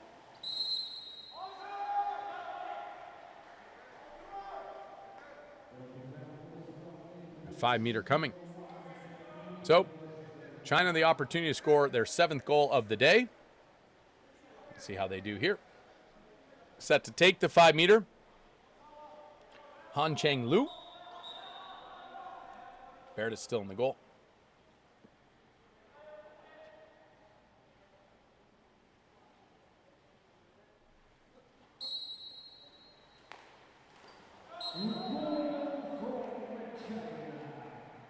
Han Cheng Lu converts.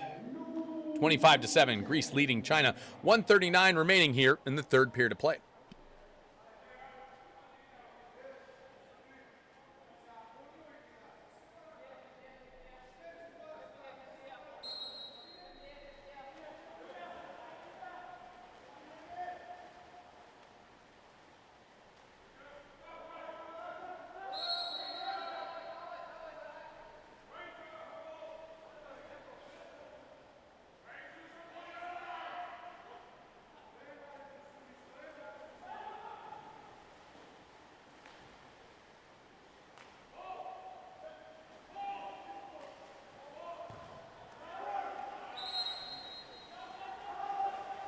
Contra foul there. China will counter out. But you have to wonder, given the scoring power of Greece, who is going to be able to slow them down? Well, they're going to run into a juggernaut tomorrow in Montenegro. And let's talk about that just briefly. We'll preview the rest of the tournament when we come back from the break here in 54 seconds. And we'll talk about what the matchups look like tomorrow, the time, and who to look for in the ensuing quarterfinals that will occur tomorrow morning U.S. time, afternoon, evening in Portugal. 37 seconds remaining here in the 3rd quarter of play.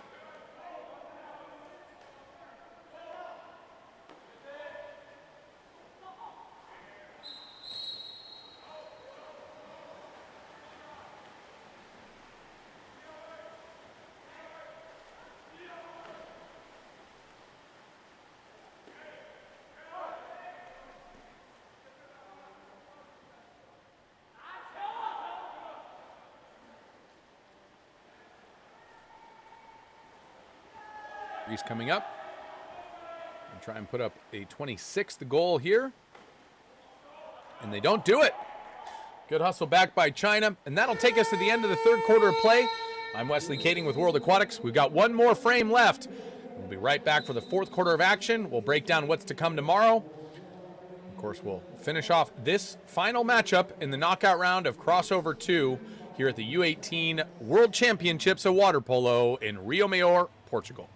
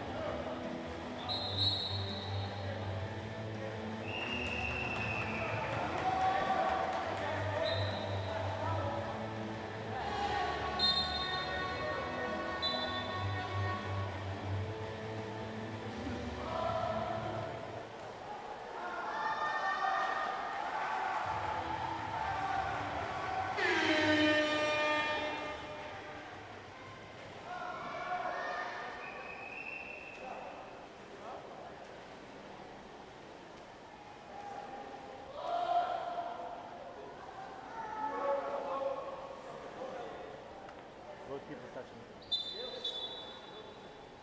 Don't make them touch it.